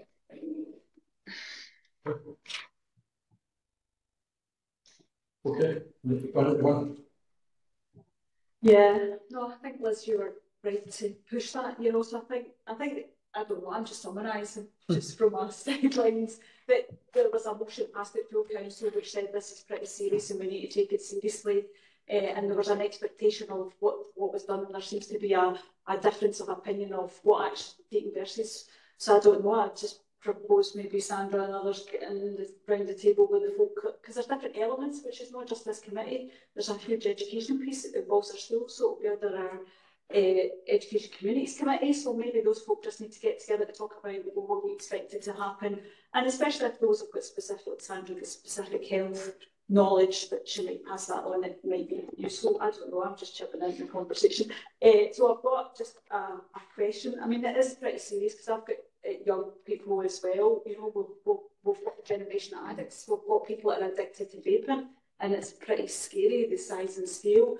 You can actually count the numbers of people in schools that don't vape, because that was the question, you know, our young people, how many people vape? And they said, no, you need to ask me how many people don't vape, because it's like you've got probably more fingers than you have the number that don't vape in our schools, so that shows you the magnitude of the problem. So I'm probably concerned about, I know we're doing test purchases on those that are licensed to sell vapes, but there's a conversation around businesses that are not licensed to sell vapes, that are selling vapes, you know, potentially. So it's how do we capture them?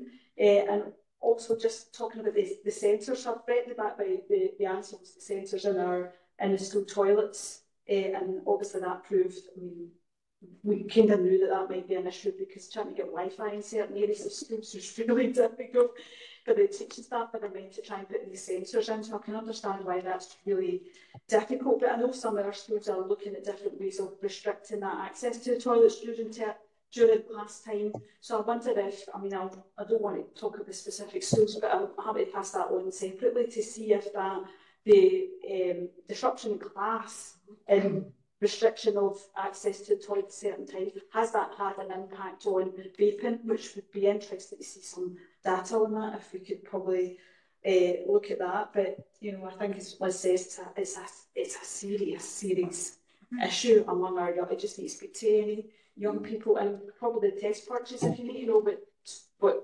drops to test purchase, just that's a young person, they tell you where to get them and what one's the cheapest, they could probably tell you right away. So if you need any help with that, let me know. Thanks.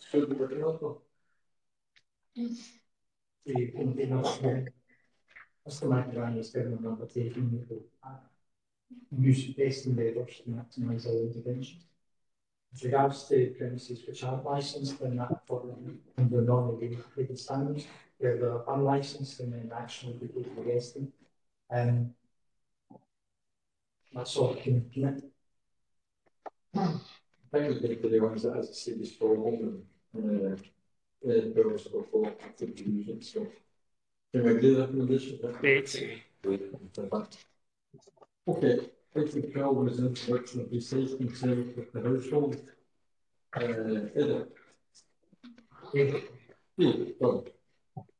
Me again. Thanks, Convener. So just in terms of the recycling paper, again, just giving a key overview of the proposal. So the proposal is just to update members on proposed updates to improvements to recycling services, effectively to upscale the recycling levels by targeting tenemental and communal properties. And promotion of that approach. So the intention is to introduce curbside recycling to further 3,300 households, which will take us to just below 99% of households in Clyde being provided with curbside recycling facilities. The proposals outline a bid into Zero Waste Scotland for funding to support that activity, and so that'll cover the cost of it. I'm happy to take questions. The details set out in the report. Neil, does that mean I get a blue bin at last? Yes. Good, thanks. Yeah, thanks very much, Convener. I'll get the terminology wrong here, so I'm pretty sure she'll correct me. Would this mean a reduction in the community recycling areas, where we have, I believe, a massive contamination to the extent that most of the products left at community recycling areas, if that's the right phrase, are actually go to landfill and are not recycled? So are we reducing costs by removing community recycling areas?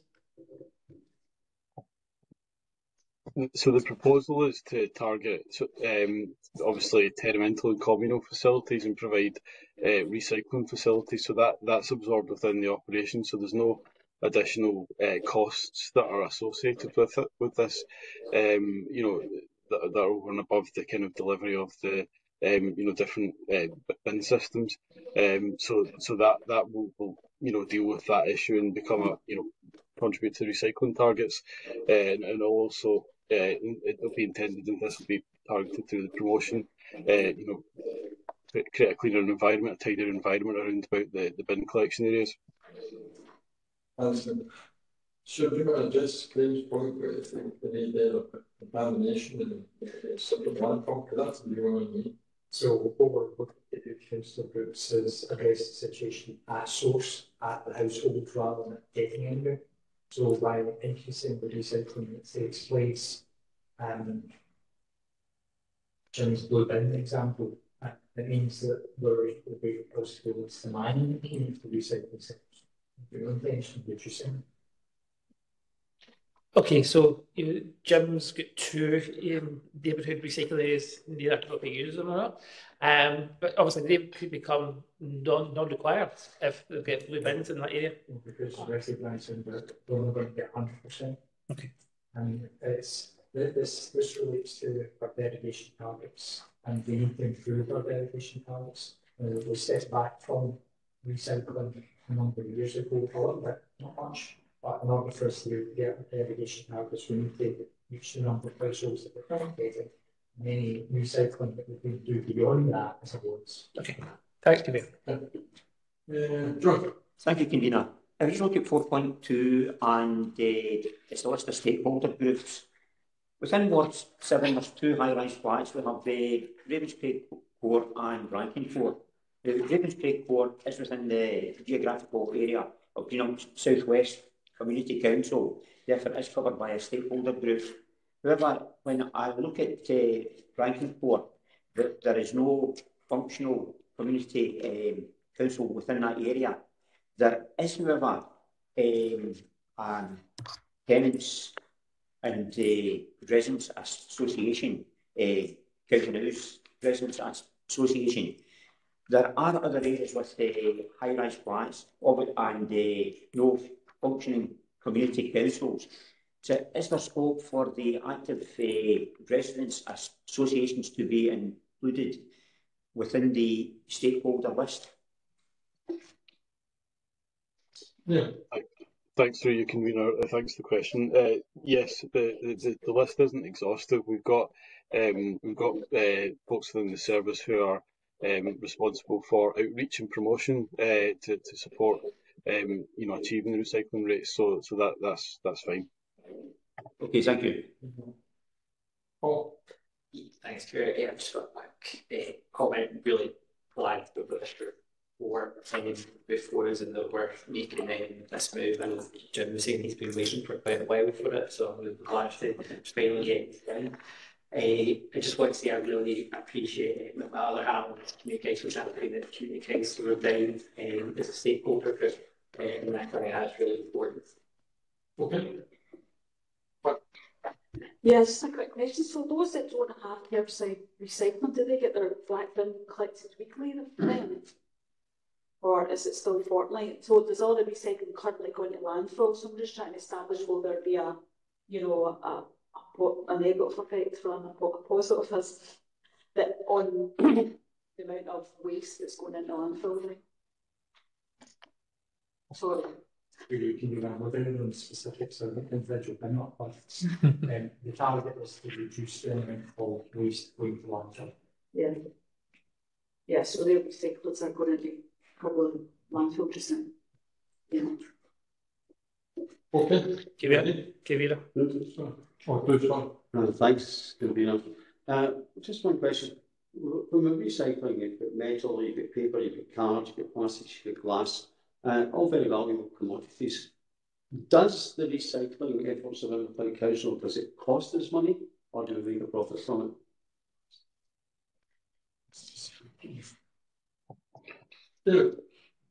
So I think Stuart referenced there's a kind of wider contract basis and targets for us to undertake recycling. So that the contracts are related to that, and that determines what our recycling targets are, and the approach and operations of the activities in segregation, separation of material at source, and delivery to disposal. Container for you, could I ask Mr. Aiken in terms of scrap contracts, etc., as to whether Inverclyde Council makes money or doesn't?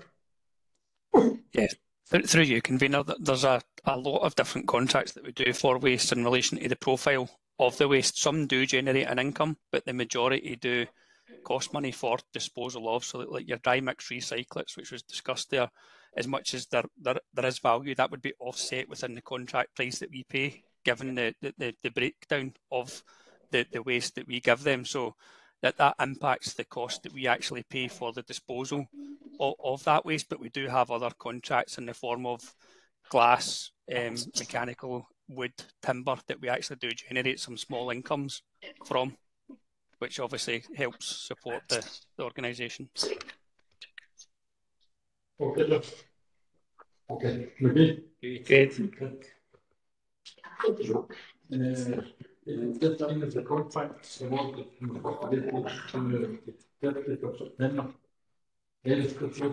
Yeah, it's just a routine 6-month contract. There was summary, and it covers the period they put the for, and the appendices they put the details.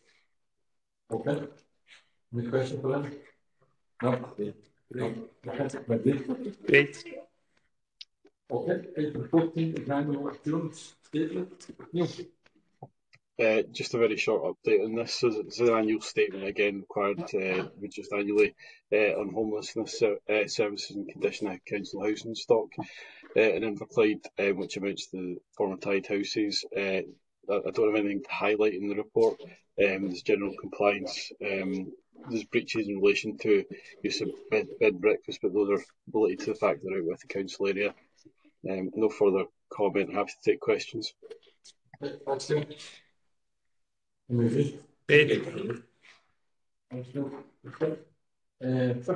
is the consultation response to changes in the group. Neil. Thanks, Convener. This report is just highlighting a response that was submitted to Transport Scotland's consultation on the ferry services arriving at Gourock from Kilcreggan and Cowell. The response date closed before I think early October, so there wasn't time to present that to committee prior to submission. So the committee is asked to consider and allocate the consultation response. Motion for the report.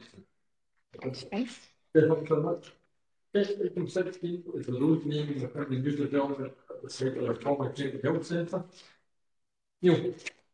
Yep, very short update. So the proposals are set out in the paper. There's options for naming and agreed amongst councillors. The suggestions are put forward with the blessing of the family. Nothing further to add. Happy to take questions.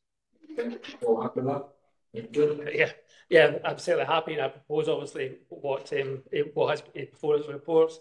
It's just to say that obviously it's the conversation that was had on a number of occasions was if it had been a politician or a famous businesswoman who would have jumped at the chance. But this is an ordinary gentleman who gave more than many to ensure the voluntary sector. His field, which was boxing, was upheld. There's others around. Adam Newby, one who supported him for 6 years during the cancer treatments they went through. So I would highly recommend that this is what I would hopefully just a normal, everyday Inverclyde person who went above and beyond. And I think the family would be honoured if we were to accept this proposals before us this afternoon. Okay. Very good. Right. Okay. Item 17 is the property asset management public's report. Thanks, Mayor. The items, all of which have been submitted to previous reports to this committee. First item goes to the proposed sale of 5 Temple Place in Gourock. It seeks permission to remarket a property following the termination of negotiations with the bidder for the previous marketing exercise. All as outlined in the report. Second item deals with the site at Baker Street, Scott Lane in Gourock. And according to the police is granted by the committee back in October 2022. However, that had not commenced as officers were investigating options for introducing a method of valuing bids based not only on price but taking into account the economic benefit upwards. And those factors are outlined in section 3.5 and 3.6 of the report, and I thought to sell up for marketing for sale of these on this basis.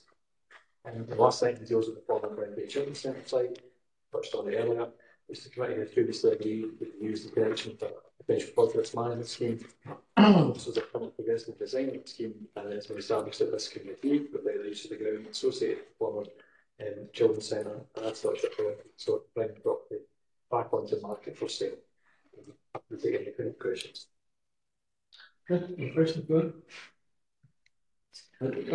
Yeah, I think the Glenveigh Centre, I'm a wee bit uneasy about this one because I know what officers have said with respect to progressing a particular design at the moment, but I'm just concerned as we often haven't seen sight of the design, and we also have the issue this has been a flooding problem before. It's on the particularly on the valley, might not be the lowest point, but I'm just concerned that we might, without having this further information, we might end up with losing a site which we might need in short order. So I wouldn't think I would be tempted to press the button and selling it now. And conscious of the fact is we would have another option to visit it if we resell it, but I do at the moment feel a bit uneasy about going down that process. Yeah, sure. Can you now draw members' attention to the map which the plan which they would find? And you'll see that there is the title for the Glenveigh Nursery Centre, and you also see the corners of Glenveigh Road and Kilmacombe Road. On the Kilmacombe Road, you see two little rectangles immediately adjacent to the Glenveigh Centre, and then to the left of that, there's the initials SM. That is the location in terms of colour of the culvert. And it's the application that we'd be putting this new grill in above the culvert. So this new grill acts as a drain with no interceptor immediately down above the culvert in order to facilitate protection to the houses at Kilmacombe Road and also to the Glenveigh Nursery. So whilst we've not concluded the design, we are confident that it will provide a built-in basis solution to any flooding that occurs at an application in Kilmacombe Road.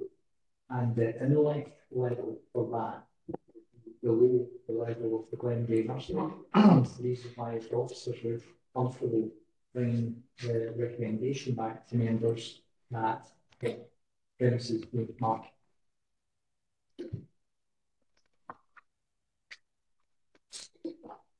Goodness. Thank you, Brian. Maybe. Let's give him a chance to think. I'm just inquiring if the Catman still lives in Scotland and if we consulted to him that you're selling his house. I don't think I'd be seeing it for some time. Yeah, you remember that last week as a rose depot? No, I talked about a state of war. Old people. You never remember that being used for anything. A long time ago. So do you remember? You don't find that in I want to make sure that nobody actually seen me and Catman